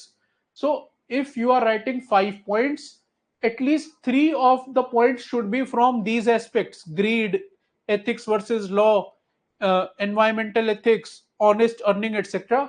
And then 2 points generic, मतलब है GS से। तो बाकी जीएस, ये टेरर जीएस 3 है, मनी लॉन्ड्रिंग जीएस 3 है, एनोनिमिटी जीएस 2 जीएस 3 में आता है। So you can right 2 points from that. Apart from this, the keywords that we studied today can be applied on this issue as well.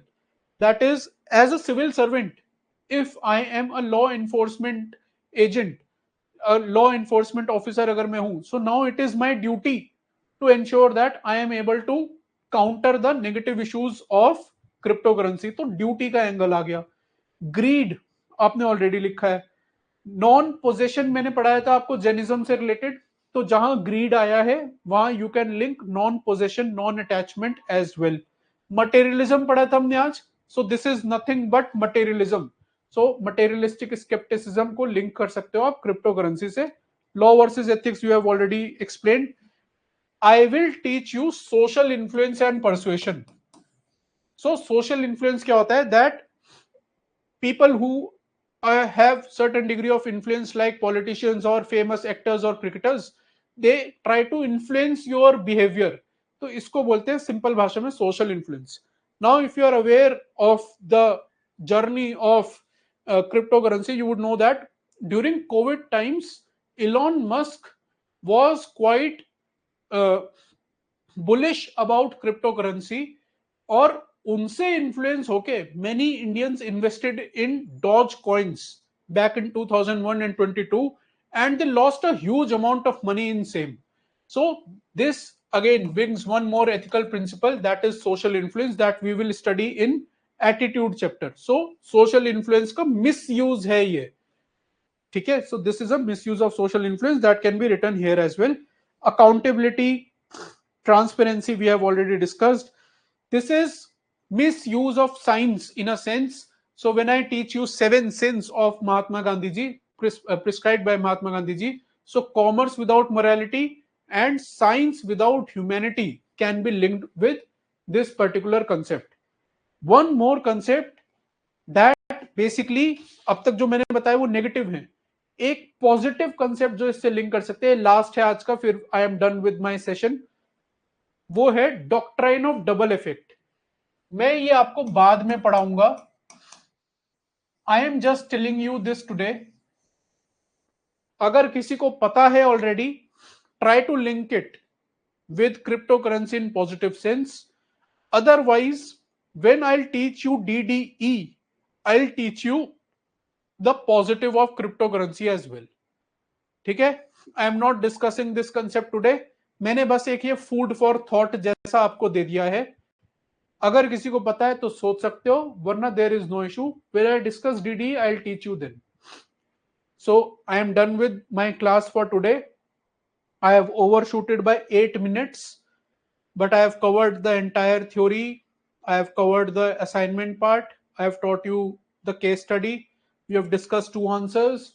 I have discussed the applied ethics issue as well. Okay, I have another class at 3 p.m.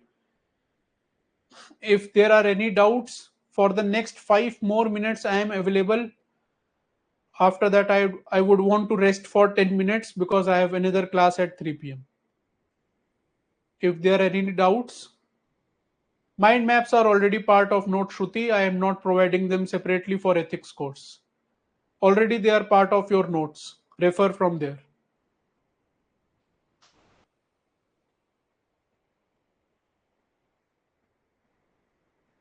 Khushbu, that is not part of the course. I have nowhere said in any of my orientation or any session that I'll provide model answers for 5 to 6 years. Those who want to leave can leave. Keywords are already on the blog, Balendra. List of 195 keywords is already on the blog. You can download it from there. DDE is doctrine of double effect, Priya. I'll teach this later. Yes, Triratna can be used in cryptocurrency as well. No book to be read, Parvendra. The notes that I have provided are more than enough. Excel sheet की image is already uploaded, Amrit. Download from the portal. Portal में आज सुबह provide करा दी गई है, आज सुबह या कल. It has been provided already. Yes, you can write Hindi words in English language.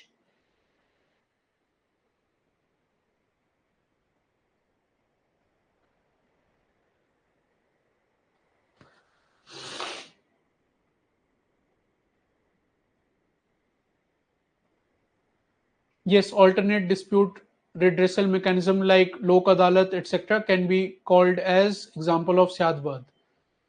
ठीक है, डिस्कोर्स एथिक्स है, मैं वो आपको बाद में पढ़ाऊंगा. स्यादवाद से ज्यादा वो डिस्कोर्स एथिक्स में लिंक होगा.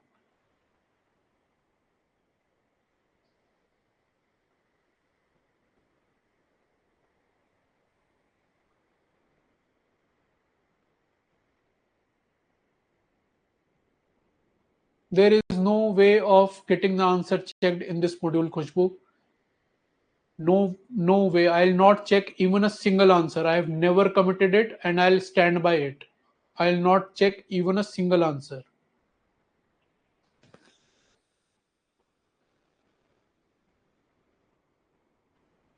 Yes, Himasri, you can use a Kusal Kam in ethical issues of cryptocurrency because it is driven by greed, materialism, etc. Good.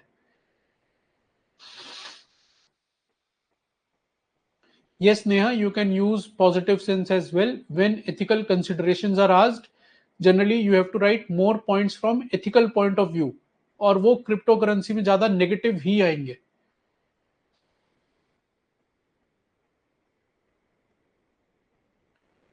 Notes are available on the portal, on the app.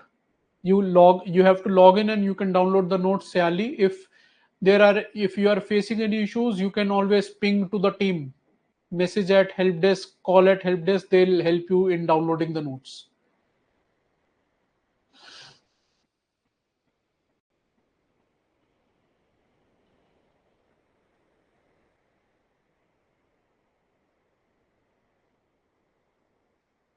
Anshul, it will not meet the demand of that particular question, so should be avoided. Yes, Nitish, it will be very helpful if you attempt the PYQs once the topic is done, and that is why I have provided all the PYQs in the notes after the topic. Of course, only two of them are solved. The unsolved PYQs of all the 12 years I have linked with the certain topics. So just after you are done with the topic, you can practice the question on your own. Blog is Mudit Jain blog. You can download the notes from there, keywords from there.